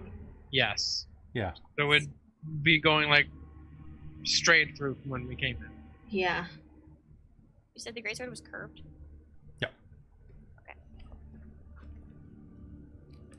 All right, and with that, as you gear up to go south, we're going to call game there for the night. So, Yay! thank you very much for tuning in to another episode of Generic Fantasy Setting number 17735. I hope you enjoyed this. You guys did not get nearly as far as I thought you were going to, but you had fun, right? Oh, Yeah. I had a blast. I just started like I got huge. You got big, you sized up. Some of these monsters in this book are so good, and some of them are dick move monsters, and I love that. It's so fun. But hey, thank you for watching. I hope you enjoyed this. We will see you next Wednesday, as per usual, as we continue into the Tomb of Okanen the Magnificent, or Okanen the Magnificent if you prefer the long vowels. Or Okanen the okayest. Okanen The okayest. the okayish. Eh. Yeah, the okayish. All right, we'll see you next time. Bye, everybody. Bye. Bye.